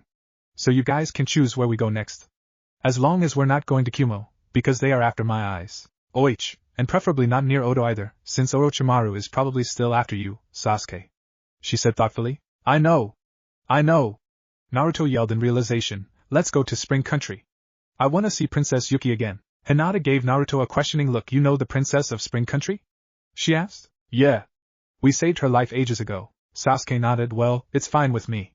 Which way to Spring Country? Hinata pulled a map out of her back pocket. Well, we go northeast from here, and we should get there in 4 days if we walk. The trio didn't run, they were in no rush.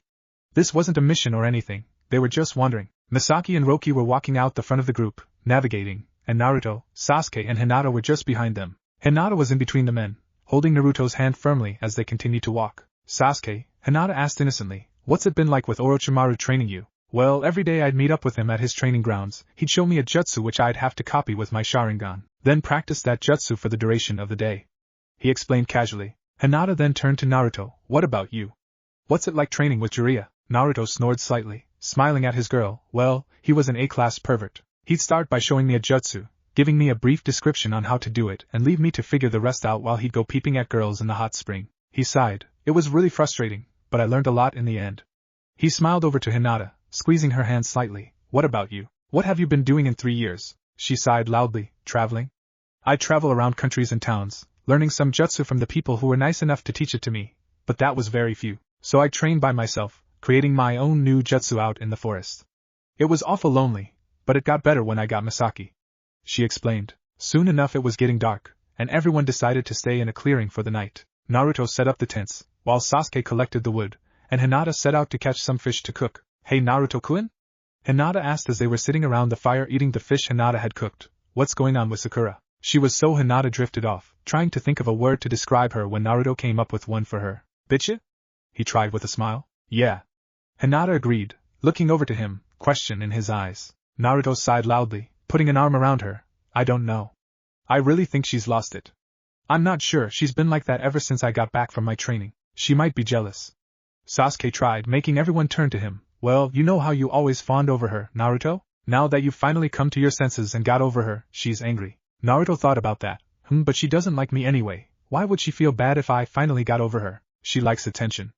Hinata stated, snuggling up a bit more to Naruto's chest. She probably misses the attention that you used to give her, and is now angry. Makes sense.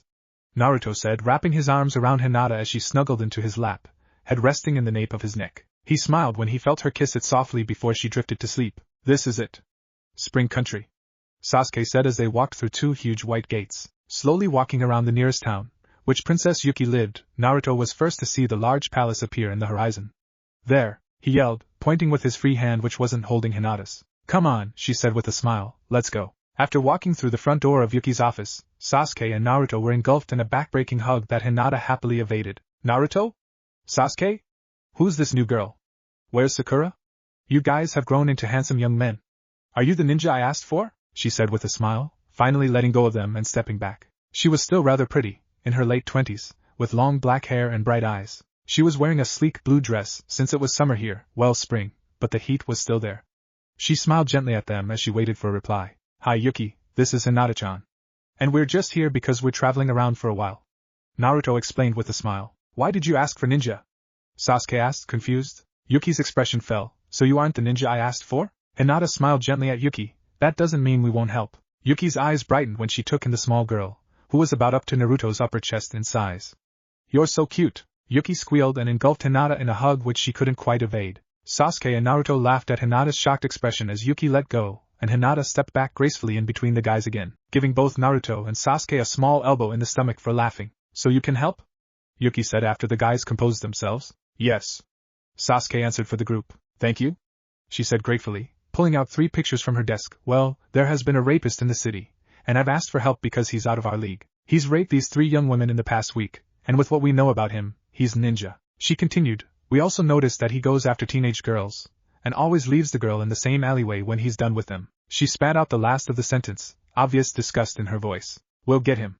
Naruto said confidently, before turning to Sasuke and Hinata, who were deep in thought. What are we going to do? Sasuke looked him in the eye. I've got an idea, but you're not going to like it.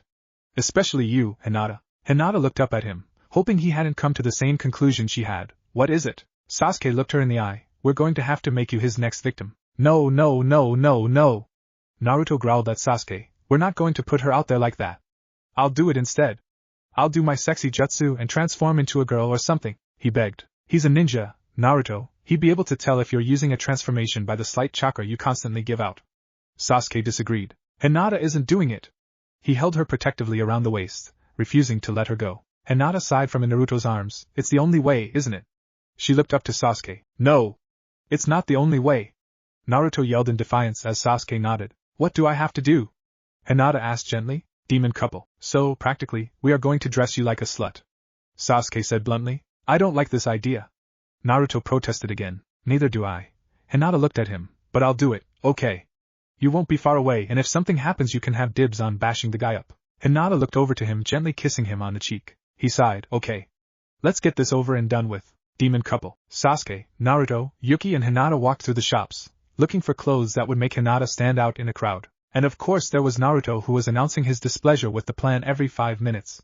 Sure, he'd agreed to the plan, but that doesn't mean he'd have to like it. Yuki smiled at Naruto's protectiveness over Hinata, as she walked through the aisles, and grabbed a pair of denim mini shorts. This'll do nicely, she smiled, passing the shorts to Hinata before grabbing a tight blue shirt that would show off Hinata's stomach. This is it, she said with a smile, passing the clothes to the protesting Hinata and shoving her into the change room. Hinata sighed as she changed into the very revealing clothes Yuki had given to her.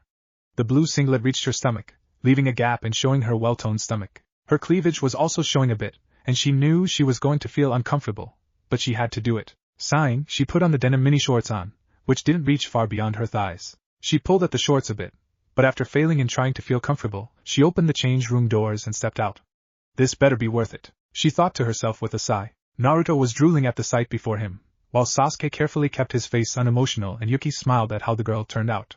Perfect. It looked better than she had suspected. Yuki had no idea that Hinata had such a great body before this. Naruto quickly snapped out of his drooling. I'm not letting her leave like that.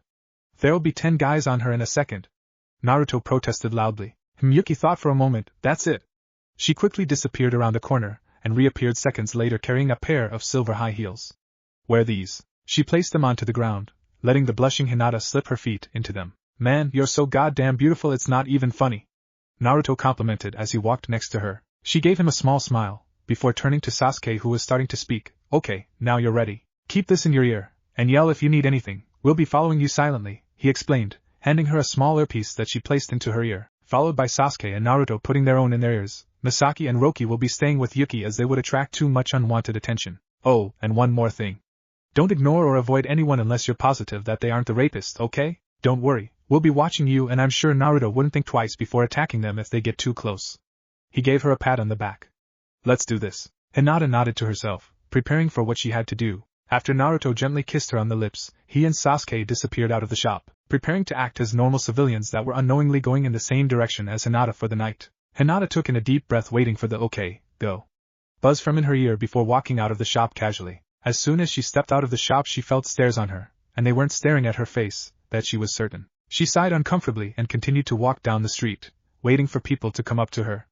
Always checking around, but making it look unsuspicious. She smiled when she caught sight of Naruto and Sasuke watching her through the reflection of a shop window, talking amongst themselves about nothing particular. Hinata froze when she felt someone slap her ass, fighting the urge to turn around and hit the person who did so. Hey baby, the man walked around her, until he was face to face with her. Hinata just umphed quietly. That is no way to speak to a lady, she said, glaring at the man in front of her. He smirked at her choice of words. Then how about we don't speak? He leaned closer, pushing her chin up with his thumb. How about no? She pushed his hand away, and started to walk off before he grabbed onto her wrist. I don't take no for an answer, he said, pulling her back towards him. Hinata had had enough of this guy. She'd already checked his chakra coils when she was walking away. The coils hadn't been opened. He was no ninja, so when he tried to pull her back to him, she swung around and punched him in the face, sending him crashing onto the ground. Naruto sighed with relief when he saw Hinata punch that guy. He was about to do that himself, but Sasuke was holding him back. He really was going to attack him from the moment he touched her ass, but from that moment, Sasuke grabbed onto him, holding him away from the group. Knowing what he was going to do, Naruto sighed when Sasuke took him into a cafe, trying to make it look like they were headed in this direction the whole time. They could hear everything that was said to Hinata and what she'd say back from the earpiece that Sasuke had given her, and she could hear them. Any sign of the rapist? Sasuke asked quietly. No. They all have had absolutely no ninja training so far. I think I'm going to head over to that alleyway where the victims showed up. Follow casually. They heard Hinata's voice from the earpiece. I still don't like this idea, Naruto complained, before changing his tone to gentle. Please be careful. I will. Demon couple. 10 minutes later, and they still hadn't found the rapist. Hinata was getting annoyed. She hated all these jerks who came up to her. Of course, there were a few nice guys who were perfectly polite and asked if she wanted a drink, so she quickly checked their chakra coils and declined, also politely. But there was this one guy. He was standing across the road, watching her every move, and she was starting to get suspicious. Sure, there were many guys who just stood back and stared, but there was something different about this one. She had to get closer to him, and the only thing she saw next to him was a bar, so she sighed, and headed in the direction of the bar, deciding that once she got inside she would check his chakra coils where he couldn't see her. After entering the bar, she quickly turned her Byakugan on, only to see that he wasn't there. Now she was starting to worry. She stayed in the crowded areas, sitting on the edge of the bar, keeping her eyes open, looking out for him to show up. After no sign of him, she started to head out of the bar, towards the restroom. That's when she felt something stab into her arm. Eyes widening, she tried to use her other arm to pull the needle out, only to realize that she couldn't move her limbs. Guys? Shit! I can't move! Get over here fast! She pleaded, wishing she could turn around and face the enemy. We're coming. Be careful. Was the last thing she heard before her world went black. Demon couple. Hinata slowly pried her eyes open, feeling an aching sensation in her wrists and ankles. Hinata-chan? Where are you? Please! Speak to me. Naruto's voice was heard through her earpiece. Naruto-kun? She whispered weakly. Hinata! Where are you? That was Sasuke's voice. Hinata tried to sit up, but only failed, falling back down onto the bed. Oh shit! She said quietly. Guys? Help! What is it? I'm tied up on a bed. That guy knocked me out and guys you gotta get here quickly. She said louder than she wanted to. So, I see you've woken up. The door opened. Hinata tried activating her Byakugan but he had obviously blocked her chakra, so she had to strain her neck so she could see. This guy had jet black hair, untamed and spiking up everywhere. He was tall, wearing dark clothes. But the weirdest thing about him was his eyes. They were bright, and a deep yellow in color. Who are you? Hinata asked. Me? Well, you can call me Lust. He smirked, trudging closer. Would you be so kind and let me go? Hinata tried. He just chuckled. Why would I possibly do that? All day I've been following you, trying to avoid you as much as possible, because I knew this was going to happen. I know you're a ninja, so I had to use a different approach to get you. And I'm not letting you go. Hinata shivered, and it wasn't from the cold. Why are you doing this? I can't help it. Let's just say it's in my blood. He smirked. Before we get partying, do you want to see the real me? He raised an eyebrow, before pushing his hands together and whispering Kai. Hinata was in shock of what she was seeing. Are you even human? She yelled, staring into his deep yellow eyes. He was thoroughly deformed by the looks of it. Huge, muscly legs, with small arms. His short jet black hair was now long and reached halfway down his back. His back was hunched over, giving him the look of an old man, but he had no wrinkles. There was a few mistakes during my creation. Me and my brothers didn't turn out like we were planned, but we still are just as strong. He limped over to Hinata. I was supposed to leave town this morning, to meet with my brothers and my master, but you kept me here. Your beauty stopped me from leaving, and now I'm going to enjoy every minute of it. Hinata could hear growling from her earpiece, obviously coming from Naruto, who could hear everything that was said. Don't touch me, Hinata choked out as he dragged his clawed hand over her bare leg. He slowly climbed onto Hinata, until his face was over hers, tears streaming down her face. That's when the door burst open. Last time, Hinata could hear growling from her earpiece, obviously coming from Naruto, who could hear everything that was said. Don't touch me, Hinata choked out as he dragged his clawed hand over her bare leg. He slowly climbed onto Hinata, until his face was over hers, tears streaming down her face. That's when the door burst open. Demon couple, demon couple. Suddenly the door burst open, two large relatives of the dog charging straight for Lust. What the hell is that thing? Sasuke yelled in shock. Hinata just winced. I don't care, just get it off of me. Naruto was already there, giving the creature a solid kick to the side, making him hit the wall in the side of the room. Sasuke went after the beast while Naruto turned back around to release Hinata of her bounds. Are you okay? Naruto asked, once he sliced through her bounds with a kunai. She immediately moved, flinging her arms around Naruto's neck, shaking. He gave her a soft look, and rubbed her back gently, before moving her so he could look into her eyes. Let's take out this bastard, okay? Hinata's eyes hardened as she nodded, and the duo ran over to where Sasuke and Lust were battling. You interrupted me. You will die. Lust yelled as Naruto and Sasuke charged, a Chidori sparking in Sasuke's hand while Naruto had his arm held back, hand clenched shut in a fist. Sasuke pushed his Chidori towards Lust's chest, but was stopped when a hand grabbed onto the side of his arm, flinging him back into the wall beside him. Naruto didn't have much luck either. As soon as he got close, he was thrown away with ease. Hinata had also joined the fight, running in with her palms flat out, only to have her leg grabbed by Lust, and thrown into the ground, the snap of her leg audible, echoing throughout the room, followed by a breathless scream of agony. That scream set Naruto off. He sent Roki to take care of Hinata as he charged, his features changing slightly, making him look more animalistic. But it did him no good. He managed one solid punch, which, thankfully, at least drew some blood, but he was tossed aside once again. Lust knew that this guy had some intense power locked inside him, and he had to get out quick, just in case he used that power. Sure, the kid was easy to beat now, but after snapping his girlfriend's leg, it wouldn't last long before Naruto started using that power. Well, I am out of here. Next time, you won't get away so easily. Me and my 6 brothers will kill you all if you get in our way. We have big plans for the future, and you weaklings better not get involved or you will be exterminated. And you can't take on all of us, he glared, then suddenly disappeared into thin air, startling everyone with his pure speed. Something big is in our future, Sasuke stated, turning to Naruto and Hinata, who was now situated on Misaki, with Roki walking next to them to make sure she doesn't fall off. Naruto and Hinata nodded in agreement. Well, there's 7 guys. Do you think they're all that strong? I don't doubt it. Hinata sighed, and don't forget his master. Obviously there was someone who created him. And his brothers. If this guy can create 7 guys that strong, we will have a lot of training to do.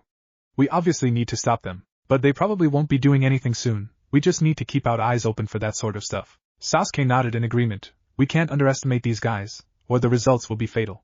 But we shouldn't worry about it right now. First, we need to get Hinata to the hospital, he said, taking charge, and the group headed towards the hospital. Demon couple. Naruto and Sasuke were stuck sitting in a room they all knew too well. But this time they weren't the ones that were in the hospital bed. They were sitting on chairs watching the young Hyuga twitch in her sleep. Sasuke smiled at Naruto's expression as he watched the girl tenderly, almost excitingly, waiting for her to wake up. But both smiles on the guys' faces dropped when Hinata started twitching more and mumbling words that none of them could make out. She was obviously having a nightmare, sweat dripping from her face. Naruto and Sasuke made eye contact before one going on each side of the girl and holding her gently, trying to get through to her. Sure, Hinata, it's okay.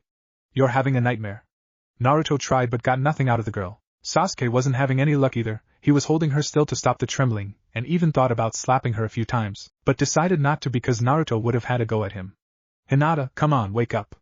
It's okay, everything's okay. Sasuke sighed when nothing worked, looking up to Naruto, though was looking straight at him. What do we do? She's freaking out, Naruto said desperately. I don't know, but we need her to wake up. Sasuke gently sat the girl into a sitting position, patting her on the back trying to get her to wake up. Naruto couldn't stand seeing her like that, so, on instinct, he leaned over her, who was still being held up by Sasuke, and kissed her on the lips. Hinata immediately froze in her tracks, and her sudden tenseness made Sasuke and Naruto stand absolutely still as well, Naruto's lips still on hers. Both men jumped backwards as Hinata's eyes flew open, and she started panting slightly. Are you okay? You were having a nightmare. Naruto looked directly into her eyes, a tender and caring expression on his face. Her eyes immediately teared up. I was too weak. I'm still too weak. You're not weak, Hina-chan. You're strong. You've killed 2 Akatsuki members by yourself. Who are they, by the way? Naruto wondered aloud. Haiden and Kakuzu. They came after me when I was heading to Rain Country a while back. They never survived. Hinata explained. Naruto smiled at her, happy with the topic change. See? You are strong. You are. I'm so sorry, Hinata-chan. A female voice yelled as the door broke down, leaving a panting Yuki standing in the doorway. It's all my fault. I'm sorry. I shouldn't have. It's okay, Yuki-hime, I'm fine.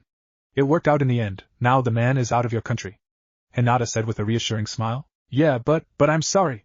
Yuki grasped Hinata in a deep bone-crushing hug. Don't worry about it. All of us are alive. The freak is out of your beautiful country, so if you think about it, that was a success, right? Hinata reassured as Yuki placed Hinata back down gently on the bed. No, I have to do something to make it up to you guys. I shouldn't have caused this mess of mine. No. Come with me, Yuki yelled, as if a light bulb turned on above her head. Yuki-hime, Hinata started, staring down at her injured leg. Oh, don't worry. I'm sure Naruto won't mind carrying you. Especially since you're wearing those clothes, Yuki winked, making Hinata and Naruto turn a deep shade of red. Oh, we all know you like it. Yuki smiled, leading the way out of the room, leaving everyone else to catch up. Naruto quickly picked Hinata up bridal style and ran after the other 2, a blush still apparent on both of the teenagers' faces as they avoided looking at each other. Demon couple. We're here, Yuki exclaimed as the trio walked into an old dojo with no sign on the outside, indicating what it was. What is this place? Naruto was the first to ask, looking around the rather clean, yet old and rugged wooden room. There were wooden beams coming out of the roof, but only around the edge of the room. The walls were cracked white, and the floor was covered in wooden planks. There was one door in the far end of the room, made of the same wood as the beams and floor. Overall, the place was ancient. Moji-san. It's me, Yuki, and you have guests. Yuki didn't answer Naruto's question, her words echoing throughout the room. Suddenly, an old man appeared in the center of the room, staring out at the 4 people, and 2 animals, in front of him. What is it you wish, Yuki-hime? The old man asked, leaning on his walking stick. I wish for you to teach these 3. I owe them dearly, and I would wish for you to help them. Yuki bowed, her eyes never leaving the bald man. Are they ninja? Moji asked, gaining a nod from Yuki. Then yes, I shall train them. If they can beat me. Hinata looked up, her eyes wide. I can't fight right now, my leg is in a cast. Then I will not train you, he said simply. Hey! That's not fair. She's injured, and she got injured saving your goddamn country. Naruto yelled angrily, glaring at the old man with Roki and Misaki growling by his side. Even Sasuke had a look of disbelief on his face. If she does not fight me, I will not train her. Only if she beats me will I train her, he said with finality. Naruto continued to glare. What if I beat you up enough for the both of us? He growled. Insolence will get you nowhere in life, he said, ignoring the killing intent being directed at him. Hinata sighed gently. Naruto-kun? Can you put me down for a moment? She asked, looking upwards at Naruto. Naruto hesitated, but gently put her down anyway. You aren't fighting, he stated, just telling her that he won't take another option and will interfere if she attempts to fight him as he kissed her on the forehead. Hinata smiled at his gentle look at her, that he cared and wasn't going to let her fight when she was injured, and she turned to Moji and bowed deeply with one hand against Misaki for balance. Moji-san, I am Hinata and I would like for you to train me and my two teammates. I can't fight you while injured, but I promise you that training me will be worth it in the end. I will learn whatever it is that you are willing to teach, without complaint. Please give me a chance. Hinata looked deeply into Moji's eyes, searching for a positive reaction. He stood completely still, staring at Hinata for a moment, gauging her skill and determination. He gently nodded to himself, then looked towards the two men. What are your names? He asked. Sasuke Uchiha. That was the first time Sasuke had spoken since they had arrived. They noticed as he bowed, showing respect to the elder. Naruto Uzumaki. Naruto said stoically, and only after an elbow from Sasuke he also bowed to the man. Fine. I will train you. Excuse me, but what are you going to teach us? Sasuke asked curiously. Moji just smiled. Follow me, he said simply, leading the group through the door at the end of the room. Everyone except Yuki and Moji's mouths opened in shock as they walked into the small room at the end of the dojo. The walls were made out of some heavy-duty metal and the room was full of weaponry. This is awesome. Are you teaching us some of these? Naruto was ecstatic. Moji glared at Naruto for a moment. I will teach you one of these that suits your fighting style. His eyes fixed on the weapons as he spoke. I will start with Sasuke. He gave the boy a glance before turning back to the weapons. Sasuke gave Moji a confused look. How can you pick our weapons when you don't know how we fight? I didn't get in an argument with you for no particular reason. That was my way of finding out how you think. You, Sasuke, are a fast fighter. You work with your speed, and you are a close combat fighter. Actually, you all are close combat fighters. You are an Uchiha, so you have the Sharingan, and this should be your weapon, he stated, pulling out a long sword with a dark blue sheath, lined with silver, and handing it to him. Naruto, Hinata and Sasuke were amazed at how much he knew about them by a simple argument. Sasuke took the sword that was given to him, and waited to see what the others would be given. Hinata, Moji browsed the weaponry once again, leaving Naruto bouncing up and down in anticipation. You are obviously a Hyuga, so you fight close combat with the Juken style. You are thin and flexible, and you don't like to fight. You like the painless option when you fight and go for the quick and painless death. He then pulled out a pair of gloves and a waistband that held Saban in it, and handed it to the girl. These are called knuckle sword gloves. He explained, you can use your Juken efficiently when wearing this, and as soon as you close your knuckles into a fist, sword blades will appear from each knuckle when you apply chakra. I will teach you how to use it further soon, he said, passing them to Hinata, who was leaning against Naruto and Misaki to keep upright as she was now on her own feet. Hinata nodded, bowing politely as she took the gloves and Saban from Moji, and he turned back to the weapon arsenal. Uzumaki Naruto. You are a close combat fighter, who has learned a large range of jutsu. You have excellent stamina, and a large chakra capacity. You need no help with your close combat, so the weapon I shall give you will help with long-range fighting. Moji passed Naruto a large bow and a kit of arrows that had a sling for across his back. This can also be used as a distraction, so a teammate can get the enemy while occupied by an arrow flying at them. Naruto smiled brightly, bowing to Moji. Arigato. Now I shall teach you. Am I dead, Hina-chan? Naruto asked, lying face first on the ground, his left arm twitching slightly. Hinata just smiled, and sat down cross-legged on the ground next to him. No, Naruto-kun, you're alive. Naruto smiled, and although was feeling sore from his training, he managed to look up at her. No, I'm pretty sure I'm dead. Because I'm looking right at an angel. Hinata blushed cutely at Naruto's corny comment. You're cute, Naruto-kun. Corny but cute. And I'm positive you're alive right now. Well, I guess that's good. But old man Moji likes to torture me too much. Naruto complained, pulling himself into a sitting position. Haven't you thought that he might torture you because you call him old man all the time? Sasuke sighed, standing a couple feet from the group. Team? When did you get here? Naruto sighed, standing up and brushing the dirt off of his new black pants. Recently, Yuki had taken the three of them out to town, determined on getting the trio new ninja clothes. None of the three actually wanted her to take them shopping, but there was nothing stopping Yuki when she put her mind to something. Hinata was first to get new clothes, which contained a tight white shirt, black shorts with her kunai pouch sitting on her left hip, and of course, her black gloves. Her white shirt was plain on the front, but on the back was the word ukami, wolf, in black. She had approximately 27 saban hiding throughout her outfit, and another 50 in her kunai pouch. She was starting to get used to using saban, and having them hidden in various places, like under her gloves, in her hair, in her shorts and even one or two down her brow. She knew that if she lost her kunai pouch or someone was searching for her weapons, she'd still have some on her without them noticing. That is, unless they stripped her. But even then they probably wouldn't notice the samban in her hair. Hinata smiled as she reached her hand up to touch the fake white camellia that was behind her ear, remembering Naruto giving it to her with another corny comment. My love for you will last until this flower wilts. He got a big kiss for that one. He was pretty good at the corny, but cute comments that he would give her from time to time, and she was certain that she would wear this flower behind her ear for a very long time.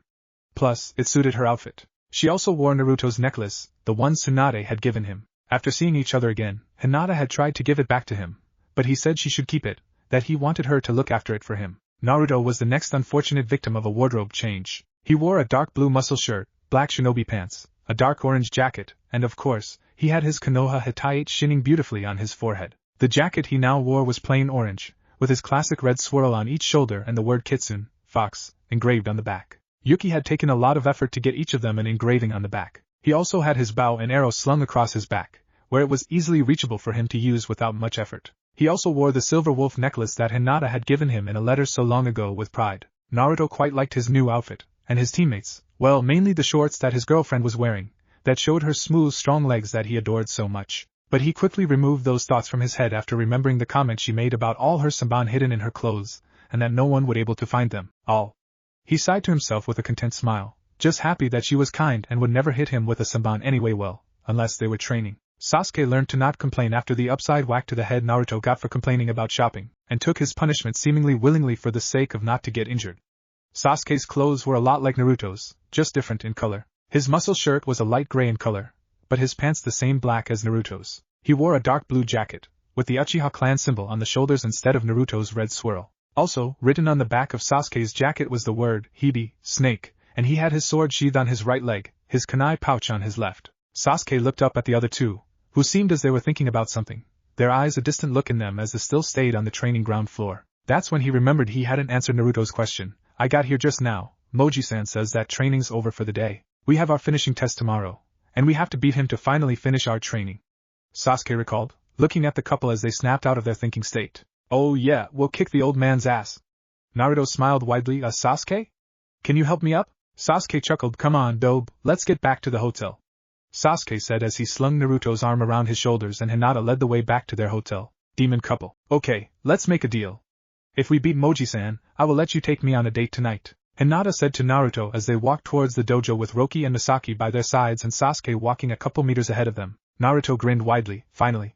He had been asking her and trying to get them to go on a proper date for ages, but they had always been exhausted from training or busy with other things. But what if we lose? Hinata just gave him a mysterious look. Will we? She asked, making Naruto smirk. You're right. We won't lose. He grasped her hand as they walked casually towards the dojo. Demon couple. A few rules you have to follow. Moji said in his wise voice as he stood in the center of the dojo, his left hand firmly on his walking stick as he spoke to the three teenagers. 1. Only one of you can battle me at a time. Think of it as if it's a wrestling match. You have to tag another person so they can jump in and fight. All you need to do is yell out switch and then swap with another person. 2. No ninjutsu, but you can use chakra to strengthen your moves and weapons, but Naruto-kun can use his shadow clone jutsu, and Hinata-chan can use her juken because it's her taijutsu style. 3. You can't use Roki-kun or Misaki-chan during this fight. And 4. Only you will win once either of us are unable to fight, which means if even one of you are unconscious of unable to continue, the match is over, understood? Hi!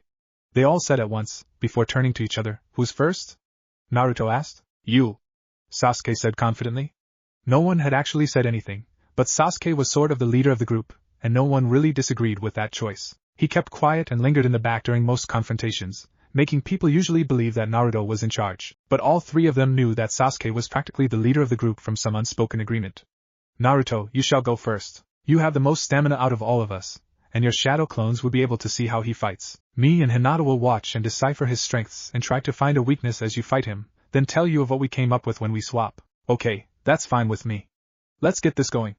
Naruto smiled as Hinata and Sasuke sat on the edge of the dojo where 2 chairs were already set up and waiting with Misaki and Roki laying down next to the chairs, heads on their paws. As you wish, Moji said, getting into an unfamiliar stance that none of the 3 had seen before. His legs were parted about shoulder length apart, leaning forward slightly with his walking stick in front of him, both hands clutching it securely. After a quick dissection of his stance, Naruto noticed that it looked like a defensive stance, so he had to be careful. He pulled his hands together in a familiar hand sign as he called out, Kage Bushin no Jutsu, and 5 clones popped out in a line next to him, 2 of them reaching for their bow and arrows and the other 3 charging. The real Naruto stayed back and watched as Moji flung his walking stick across the ground, tripping up 2 of the 3 clones, but they quickly regained their balance. The 2 that held their bows out, pointed at Moji fired, the first arrow being knocked away by Moji's walking stick and the other hit a clone, effectively releasing it. The Naruto clones punched and kicked Moji, who was defending himself very well, releasing another clone as he pulled a kunai out of his pocket and stabbing it into the clone without any of the Narutos seeing him.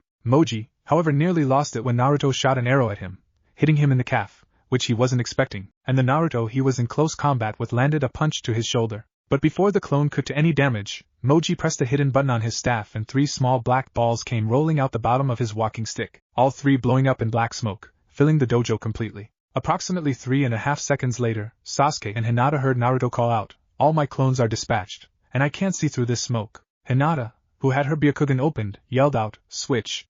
I'm the only one who can see through the smoke and we need to make sure we conserve our energy as much as possible." "Alright," Naruto called out as he ran towards Hinata's voice, and Hinata ran out onto the dojo, Byakugan activated. Sasuke helped Naruto onto the chair and told him everything he saw as Hinata got into her stance, her right hand forwards, palm out, one leg in front of the other, and her left hand fisted underneath her chin, blades on her left hand already out. "Let's do this, Moji-sensei," was all the warning as she ran towards his figure in the smoke. She watched him get into a defensive stance as she reached him, and dodged the kunai that were thrown in her direction. He didn't want her to get close, because he knew she was an excellent close combat fighter.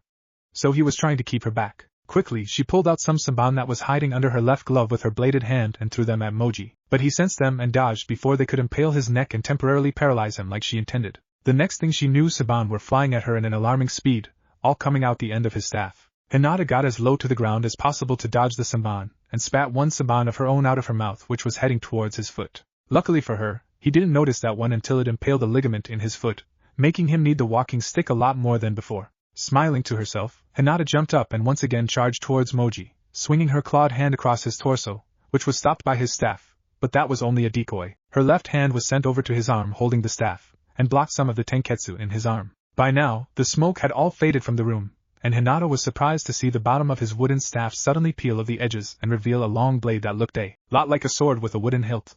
He swung around and knocked Hinata off of her feet, but she twisted her body midair to dodge the blade that was coming down on her, but she was impaled by quite a few saban. Landing on her feet, Hinata did a couple backflips to create distance between the two of them, breathing heavily. "Switch," she called out, "Sasuke, he's got a sword, you would be best suited for fighting him now since you know how swordsmen fight." And she retreated to the chairs. Sasuke passed her as she was walking and patted her on the back saying, "You did good," as he continued to the field and Hinata took a seat and started healing her injuries. "Any weaknesses?"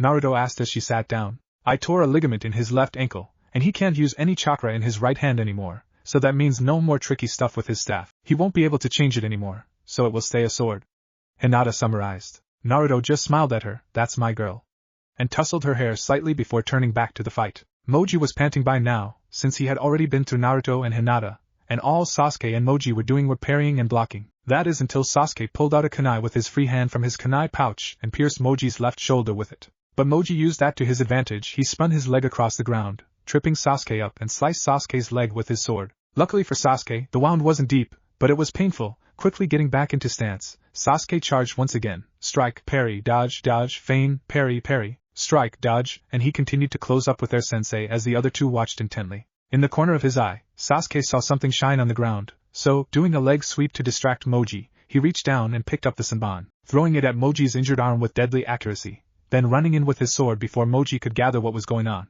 Sasuke smirked when he got a hit, slicing along Moji's left leg, rendering it useless, and Sasuke jumped forward, holding his sword to Moji's throat.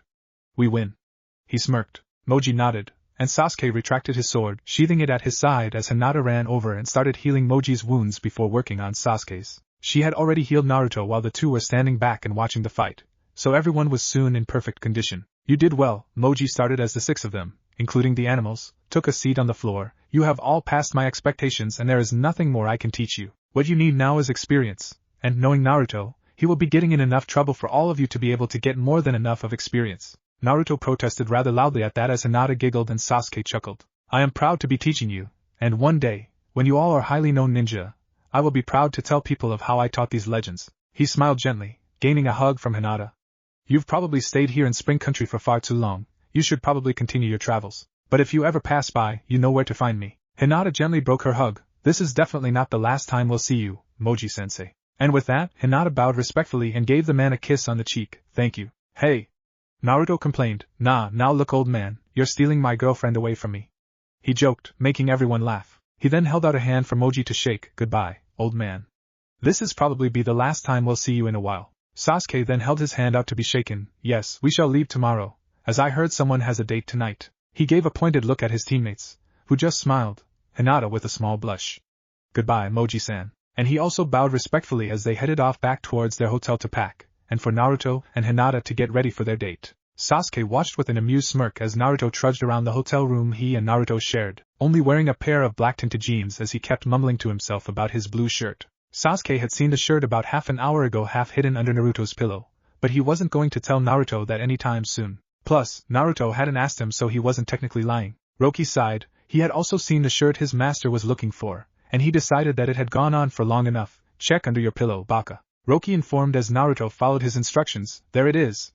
Naruto shouted as he grabbed the shirt and put it on, and doing all the buttons up apart from the top 3. Sasuke chuckled at Naruto. Well, that took you half an hour. Half an hour? Half an hour? Shit! Hinata's going to be here soon. And with that, Naruto was off again, putting his shoes on and trying to slightly tame his golden hair, with no luck, and making sure he had Gamachan, his frog wallet, in his pocket. Knock knock. Naruto quickly grabbed the lavender and white flowers from off of his bench and running towards the door, flinging it open, only to open his mouth wide open, his eyes huge, gaping wildly at the sight. Hinata was standing in front of him, wearing a lavender sundress that was slightly darker than her eyes. It reached just above her knees, and it was strapless, with a lighter lavender belt around her waist. Her hair was put up into an elegant bun, hair sticks holding it in place, and she had mascara and light blush on. She blushed at Naruto's openly gaping and odd expression. Sasuke walked up next to Naruto. I think the words you are looking for are you look beautiful, you speechless dope. He sighed as he moved his hand over and lifted Naruto's jaw so it was no longer hanging down in awe. Naruto hummed in agreement, nodding gently and handing the bouquet in his hands to Hinata as he kissed her hand. Have fun, Hinata Muto, and if Naruto does anything stupid, who am I kidding? Of course he'll do something stupid. Just don't be afraid to juken him out of the country. We can always look for him later. Sasuke smirked as Naruto made out a half-coherent protest in his dazed state before he was silenced, and Hinata took him out of the room with a giggle, smiling at her new nickname from Sasuke. I'm sure he'll be fine. Hinata smiled. Sasuke smirked back, yeah, because now he's so speechless he can barely say 2 words. But I'm pretty sure it translates to you look gorgeous, he complimented, making Hinata smile and blush. Thank you, Sasuke and I. And look after Misaki and Roki for us, please, Hinata said as Misaki walked into the room and Hinata led Naruto out of the room and shut the door behind her. Well, where are we going, Naruto-kun? Hinata asked once the two were standing out on the streets. Naruto had snapped out of his dazed state by now, and grinned at her. First, we are going to get something to eat. He smiled, taking her hand and leading the way. Naruto led the way throughout the town, until they came across Kira's restaurant. Naruto smiled and led Hinata inside. Do you have a reservation? The server asked as they walked through the doors. Naruto nodded. It's under Uzumaki. The server nodded, looking at the paper in his hands searching for the name before pointing out their booth. That is your table. The waiter will be there shortly. Thank you. Hinata smiled and her and Naruto walked towards their booth and took a seat. Well, we're leaving this place tomorrow. Where do you think we should go next? Naruto asked as they sat down. Not sure. We could always just wander and just end up somewhere. I wouldn't really mind. She thought about it. Yeah, same here. This is starting to feel a little bit like a holiday, don't you think? He put his elbows on the table and leaned his head on his hands. Yeah, well, apart from all the training and fighting we do, it is kind of like a holiday. She smiled. But we would be training anyway if it were a holiday, so it isn't much different. Hello? A young woman walked up to the booth with a piece of paper and pen in her hands. I am Kaida, your server for today. Have you decided what you would like to order today? She asked politely. Naruto and Hinata ordered quickly, and ate their food with a casual conversation between the two of them. That was delicious. Naruto smiled as Kaida came back to collect their bill. Hinata nodded. Yes, thank you, Kaida-san. Kaida smiled at the two of them. You're very welcome, Hinata-san. They said quick goodbyes before walking out of the restaurant, and Hinata turned to Naruto. Well, what's next? She asked, grabbing his hand and leaning against him slightly. He just smiled, not answering her question until the two were standing outside a cinema. Here we are. Come on, let's go check what movies are on. The Lost Ninja scarred Ika. The movie wince, and walked past really fast the Jinchuriki. Both Naruto and Hinata stood still when they read that one. The Jinchuriki, huh? It's supposed to be a horror. Well, Hina-chan? Do you want to see how wrong these guys are with their facts? Hinata just smiled. Yeah, let's watch it. Naruto bought tickets and popcorn and soon enough, the two of them were sitting up the back of the theater, waiting for the move to start. My guess is that there's some evil Jinchuriki that goes around killing people because that's what Jinchurikis do, he said sarcastically. Hinata nodded. Yeah, and then someone will save the day by killing the dreadful Jinchuriki. He snorted. Not gonna happen. Yeah, I'd like to see them come after us. Hinata nodded in agreement as the movie started. The movie was about two ninjas, one girl and one boy, who got together and then a Jinchuriki had appeared in their country and tried to kill them. This is bad. We can talk. It's not like we're retarded or something. Naruto whined when the two noticed that the Jinchuriki couldn't speak coherent words. Hinata nodded in agreement. And since when does a kunai knock us down? We have fast healing. And we aren't dumb. These guys have no idea what they're talking about. Naruto decided as he grabbed another handful of popcorn. Halfway through the movie, Naruto pulled the classic stretch and drape technique, earning a laugh from Hinata as she cuddled up to him. You are so corny, Naruto-kun. He smiled back. Well, it worked, didn't it? I like your corniness anyway. She smiled and rested her head on his shoulder. Naruto then picked up a piece of popcorn. Okay, I want you to make out you're watching the movie when I say so, got it? Hinata nodded, giving him a confused look until he threw the popcorn at a man a couple seats ahead of them. The man was about to turn around when Naruto whispered, watch, and both of them suddenly found the movie very interesting as the man looked around behind him, wondering what he felt on the back of his head. Hinata smiled at Naruto and picked a piece of popcorn up herself. You know, you should be going for the girls. It would scare the hell out of them. Hinata advised and chose a girl that seemed to be shaking as she was cuddling up to her boyfriend. That one. And she threw the popcorn at her, hitting her directly in the back of the head, making her jump and let out a half-choked squeak. I never knew you were so mean. Naruto teased as the two pretended to be watching the movie once again. Hinata looked up at him with a smile. I've probably been around Sasuke and I too long. Naruto laughed. That's fine with me, but as long as you don't start going around saying HN all the time, or else I'm going to have to slap you. He joked. I'll keep that in mind. Demon couple. Well, you were right. He did save the day by killing the Jinchuriki. Naruto sighed as the two walked out of the cinema. I wonder what would have happened if they all knew that we were Jinchuriki. Hinata wondered as they continued to walk. Well, they'd be running like hell. Or they'd be coming after us with kunai. Naruto laughed and looked up, realizing that they were at a playground in a park. Come on, let's sit down. He took a seat on the swing, patting his lap for Hinata to sit down. Hinata smiled at him and took a seat on his lap. Didn't you always used to sit on a swing back in the academy? He smiled at her. Yeah, I didn't have any friends, so I'd sit by myself on the swing. Hinata half turned around so she was looking straight at his face. Well, I didn't have any friends either. I was too shy to talk to people. But anyways, you're not alone anymore, and neither am I. She smiled at him. And I love you. You know that? He smiled. I love you too, and you better not forget it. He leaned close to her and captured her lips in a kiss. I don't think I could even if I wanted to. Hinata murmured into the kiss as she wrapped her arms around his neck, deepening the kiss. I wouldn't want to, he mumbled back as she ran her hands through his hair. Hinata smiled into the kiss when she felt Naruto remove his hands from the swing and wrap them around her waist. Crash! Naruto fell backwards off of the swing with Hinata on top of him, effectively breaking the kiss as the two burst into laughter. Hinata smiled. Isn't that sad how a talented ninja like you can't even stay on a swing without falling off? She giggled. Naruto kissed her nose. Well, it gets kind of difficult when he's distracted by kissing the most beautiful girl in the world. Hinata laughed again. You are so corny, but I love you for it. It was her turn to kiss him on the nose. Naruto grinned widely. While I wouldn't mind kissing you for another hour or so, we've got to get back or Sasuke will be pissed off and we need to get ready to leave tomorrow. Hinata stood up from the ground after one last kiss. Okay, let's get back to our hotel. Demon couple, why are you covered in grass? Sasuke asked as Naruto walked through the door of their hotel room. Naruto chuckled slightly, fell of a swing. Sasuke just sighed. I'm not going to ask how. Come on, we have to pack tonight so we can be ready to leave tomorrow morning. Why the rush? We aren't going anywhere special, and we've still got around 9 months to travel. Naruto sighed. We can't stay in one place too long, because once people realize who we are, there'll be everyone after us. We have got pretty large bounties on our heads, you know, Sasuke explained as he finished sealing everything into his scroll. Naruto followed his example. Okay, I get it. He yawned as he finished up too. Well, I'm done. Good night, team. Night, Dobe. I'll miss you guys. Yuki yelled as she embraced the three in a bone-crushing hug. We'll miss you too, Yuki-chan. Naruto smiled as he escaped her embrace. You have to come back and visit. Oh, and Naruto, Hinata, you better give me an invitation to your wedding. She gave Hinata and Naruto a knowing look, making them blush. Sasuke chuckled at their embarrassed looks. I'll make sure they give you one, he smirked. Come on guys, let's get out of here. With that, the 5 of them left Spring Country, leaving Yuki behind. Demon couple. So where are we heading now? Naruto asked as they walked along a path that merchants usually took away from Spring Country. If we keep heading in this direction, we will come across a town called Joshi. It's famous for its many hot springs. We can stay there for the night, Sasuke replied with confidence. Hey, Hinata Muto? How do you have enough money to pay for everything anyway? You don't do any jobs to get money, so how do you have all of it? Hinata smiled and pulled a credit card out of her kunai pouch. I might have borrowed this from my father. He hasn't noticed because he has so many. And this is connected directly to the Hyuga treasury. Naruto smiled proudly. Yeah. Take that, Hyuga bastards. Well, I guess we won't be running out of money anytime soon then, Sasuke remarked thoughtfully as Hinata put the card back in her kunai pouch. To Joshi! Naruto yelled, throwing a fist in the direction they were walking, an excited look on his face, making Sasuke sigh in exasperation and Hinata giggle slightly. Shut up, dope, demon couple. How far away are we now? Naruto asked for the 5th time in 10 minutes. I said that we had half an hour to go. Stop asking that. I'll tell you when we get there. Sasuke snapped, annoyed and sick of Naruto's constant badgering. Okay. No need to be snappy, Naruto said, Sasuke and Hinata both sighing at their blonde friend. We're stuck with him for 9 more months.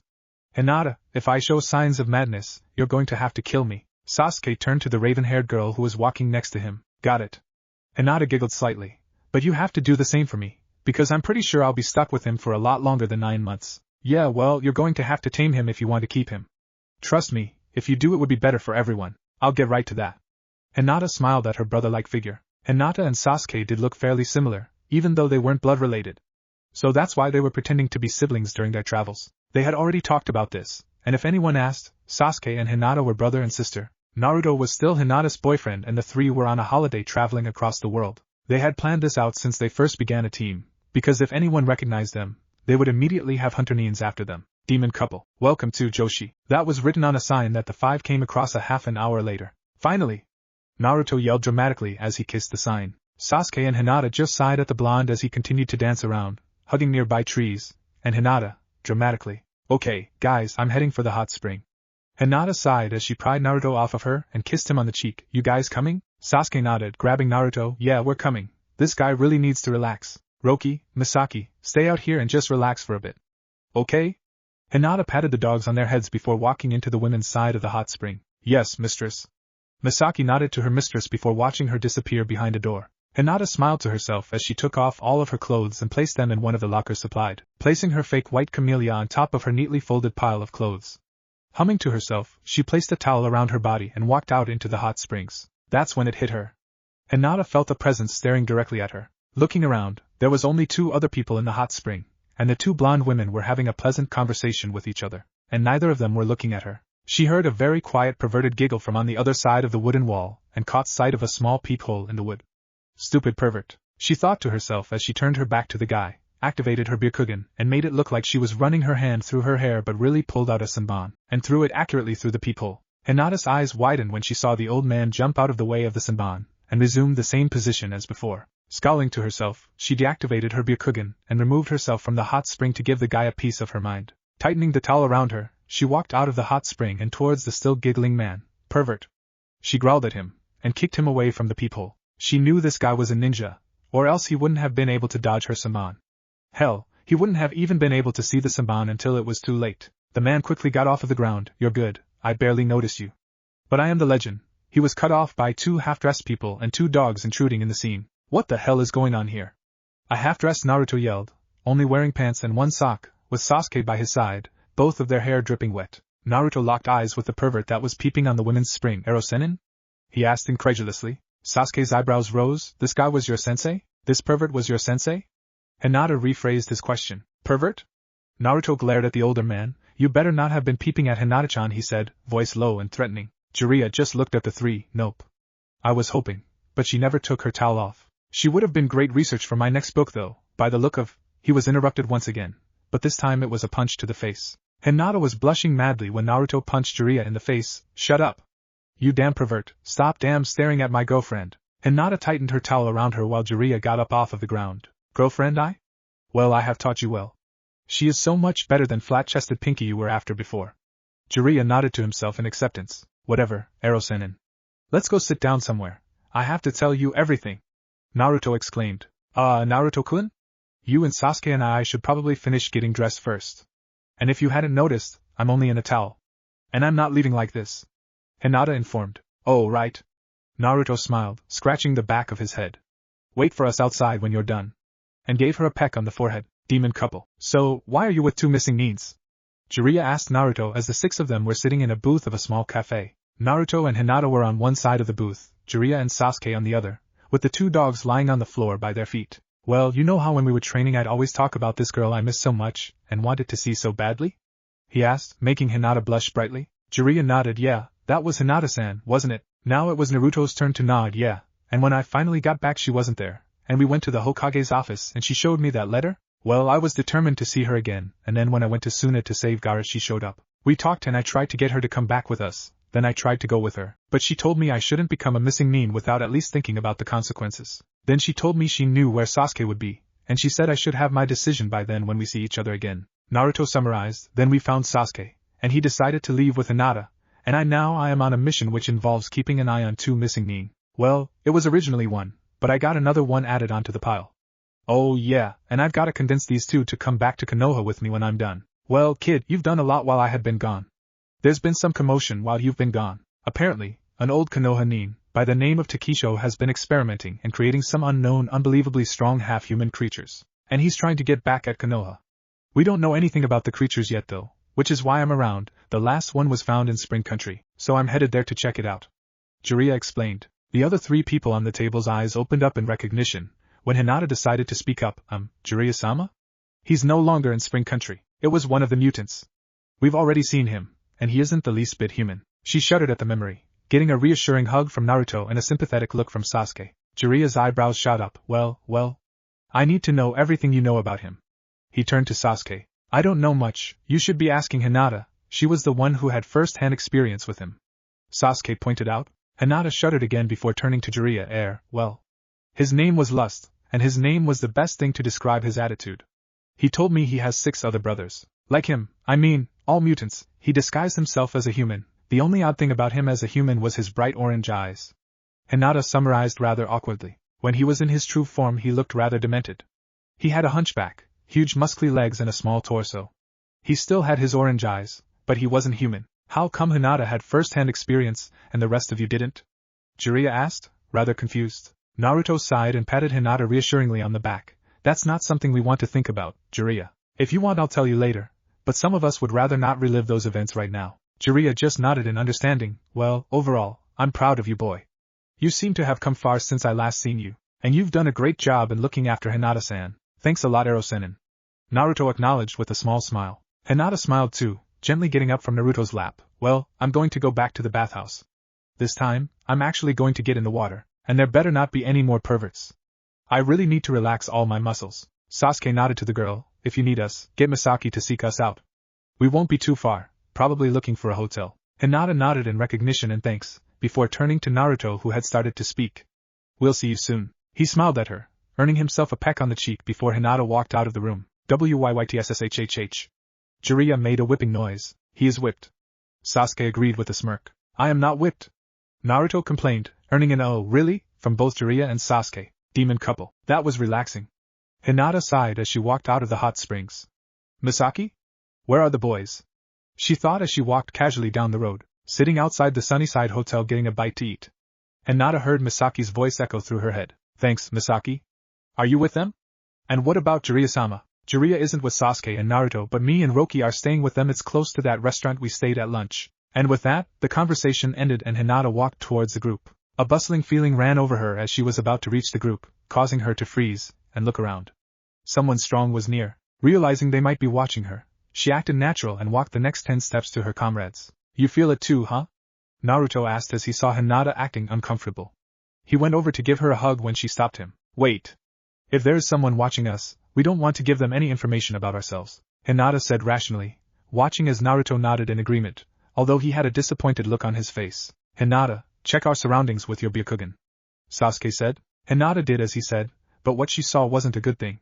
Fuck. Hinata cursed loudly, making Naruto and Sasuke turn to her alarmed. Hinata never swore. Ever, so something was seriously wrong. What is it? Sasuke asked. We have to move. Now, she ordered. Naruto grabbed onto Hinata. Hinata! What did you see? Hinata took a deep breath. Orochimaru. Shit! Well, Roki, Misaki, get Jiraiya. We need backup. Sasuke ordered. The dogs nodded, and took off in the opposite direction the others were facing, their noses to the ground. Hinata, how many are there? Naruto asked. Kabuto and Orochimaru are our only threats. There are some others, but they aren't strong. We could probably get Misaki and Roki to take out the easy ones. I'll take Kabuto, and you two handle Orochimaru. Hinata said thoughtfully. That sounds good. But while Misaki and Roki aren't back, we'll need Naruto clones to start to take out the others. Sasuke added. Alright. Sounds like a plan.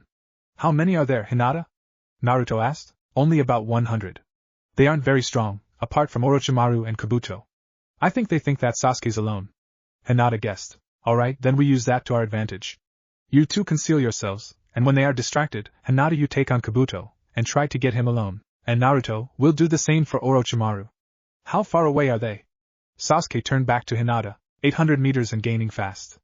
Hinata said as her and Naruto disappeared into the bushes, using their demon chakra to conceal themselves and watch the spectacle play out. Demon couple. Hello Sasuke-kun. I heard you've been on a little vacation. Orochimaru smiled threateningly as his yellow snake-like eyes followed every movement of the Uchiha. Sasuke grunted, as he usually did when he addressed this criminal. Well, you got new clothes too.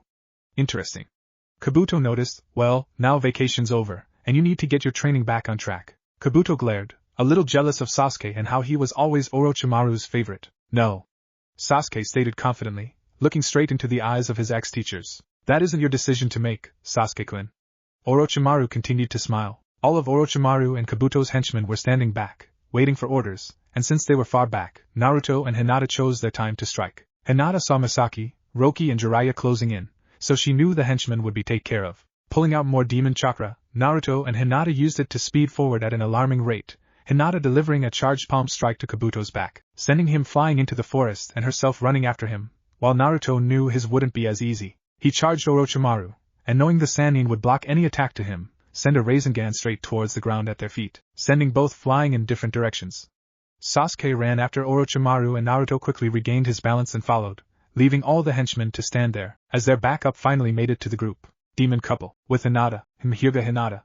Kabuto stood up, watching the female land right in front of him, in her own modified fighting stance. It's just Hinata, she corrected before charging towards her opponent, activating her Byakugan. Luckily, Hinata could see Kabuto's chakra scalpel he created out of each hand with her Byakugan, giving her a slight advantage, but Kabuto already knew much about Hinata, so he jumped backwards, knowing that she was a close combat fighter. So you're with Sasuke, eh? That's surprising. I was expecting Naruto-kun. But I never would have guessed you were there too. Kabuto smirked. Well, easier for me. You may be S rank in the bingo book, but I know a lot about you, Hinata. It was Hinata's turn to smirk. Trust me, the bingo book knows nothing about me. Kabuto charged forward this time. I didn't get my information from the bingo book, he yelled, charging and attempting to slice the muscle in Hinata's legs with his chakra scalpel. Hinata jumped up and pulled out her blades on her left hand to strike across Kabuto's chest, but he jumped backwards, dodging easily, and Hinata was glad for the space. Hinata knew by the look on his face that he had no idea that she could do that with her gloves, and using his shock to her advantage, threw a couple senbon in his direction, subtly placing one in her mouth before once again charging forward. Kabuto quickly got out of his shock, and dodged the senbon, throwing his own towards the girl, before doing a leg sweep, sending her jumping into the air once again. This time, he impaled her leg with a kunai before she could attempt anything, and she couldn't dodge mid-air, so she spat out the senbon in her mouth towards his neck. He wasn't fast enough to dodge it completely, but he did manage to move enough so it would hit anything vital. Quickly pulling out the kunai from her leg with a grunt, she threw that at him too, hitting him in the shoulder as she hit the ground hard and limped backwards, calling upon Gobi Chakra to heal her leg fast. Surprising, here you are trying to kill me, when I saved your life. He smirked, pulling the kunai out of his shoulder. Hinata did a double take. What? The Chunin exams. You were going to die that day. And if it wasn't for me, you'd be dead right now. He grinned at her shocked look, and threw the kunai back at her. Hinata dodged the kunai, but she was still in shock. She immediately knew that Kabuto was telling the truth, and she dodged his punches. But every time she went for a vital hit, she seemed to hesitate, making Kabuto smile. He noticed her hesitation, so left himself open, and when Hinata went for it, hesitating on the last second, he pulled his chakra scalpel out, and sliced all the muscle on her left arm, making her cringe from the pain and jump away for some distance. He continued to use Hinata's hesitation to his advantage, waiting for the exact moment to strike when she was vulnerable, and Hinata couldn't find it in herself to kill someone who saved her life. Hinata felt tears in her eyes as she came to a realization. I don't know if I can kill him, Hinata thought to herself as she went on the defensive. Demon couple, with Sasuke and Naruto, they all were panting heavily, scratched and deep cuts in their skin. We can't hold back. We need to take this up a notch. Sasuke turned to his brother, seemingly worse off out of the three of them, Orochimaru barely even had a scratch on him, but he was panting too, and the ground surrounding them was covered in ditches, fissures and disintegrated ash from trees and grass that had been utterly destroyed. Naruto nodded, bringing up as much demon chakra as he could, feeling that familiar feeling as the red chakra started to flow around his body. Looking over to Sasuke, he saw his black marks covering his body, changing his appearance completely as they finally finished with Sasuke growing hand-like wings out of his back. "Let's do this," Naruto said as he instantly grew 2 tails. "I see you've gotten a little bit stronger." Orochimaru smirked, "But I am one of the Sannin, and you two are no match for me. Underestimating your opponent is a bad choice."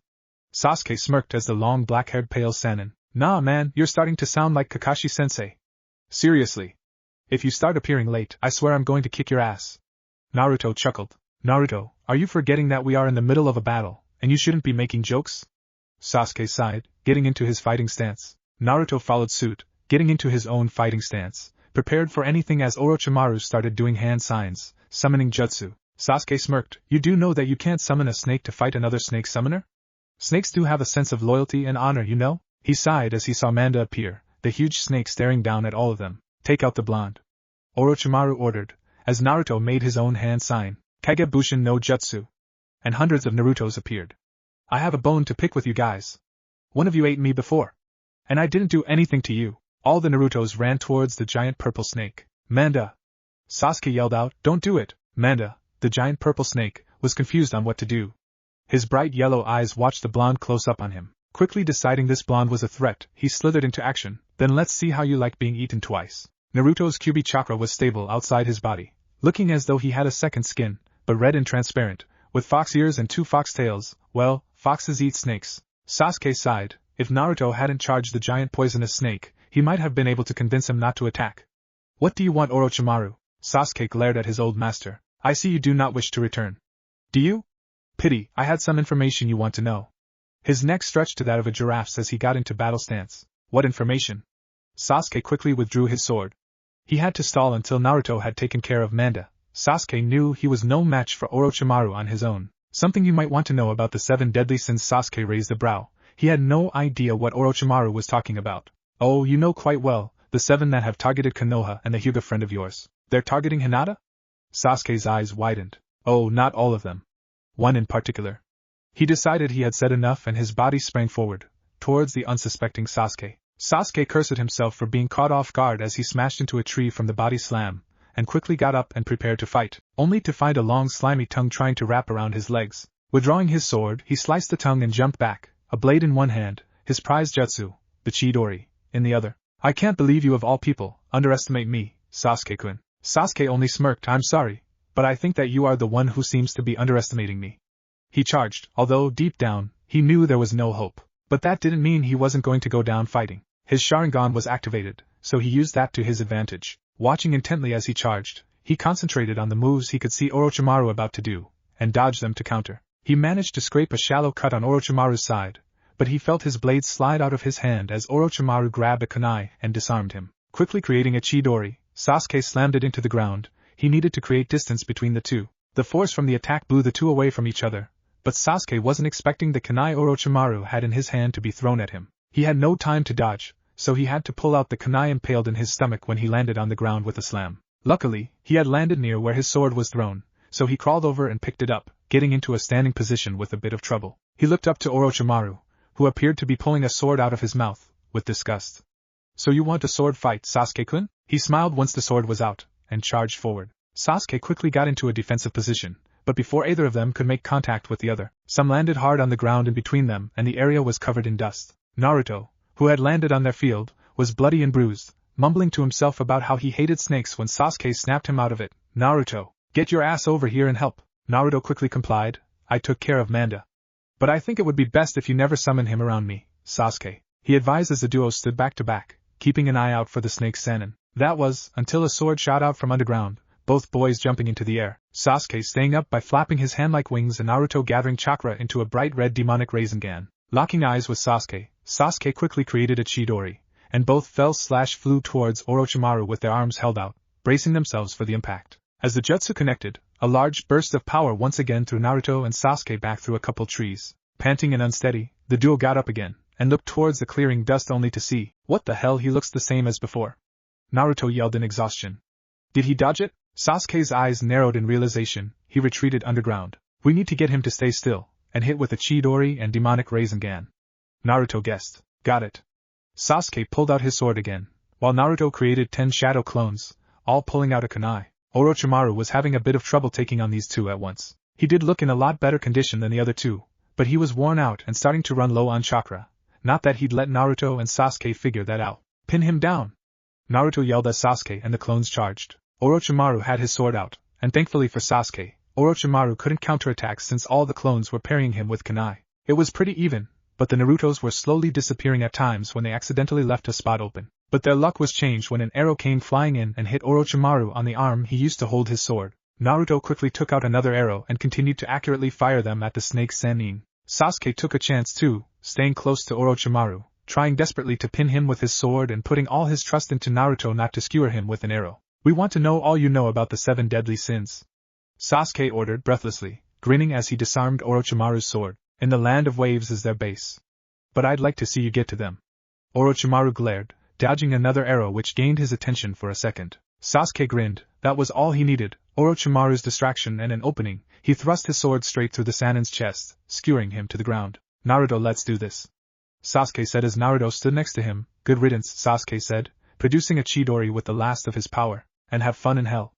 Naruto agreed, taking a deep breath and pulling deep into the last of his demon chakra, creating a larger red Rasengan. Chidori, demonic Rasengan. And with that, a huge burst of power erupted from where all 3 attacks hit Orochimaru at the exact same time, sending both of the men flying back as Orochimaru exploded and disintegrated in the flash of colors. Sasuke and Naruto landed on the ground with a thud, their demonic chakra/curse-marked chakra fading away from themselves and chakra burns covering most open parts from the sheer force of the attack they had just used. Suddenly, they both froze, sensing another person nearby and heading towards them at an alarming rate. With a sigh of relief, they saw Jiraiya, Misaki and Roki appear in front of them. Jiraiya looked over to the battlefield, watching as the two brothers got into a standing position. Did you?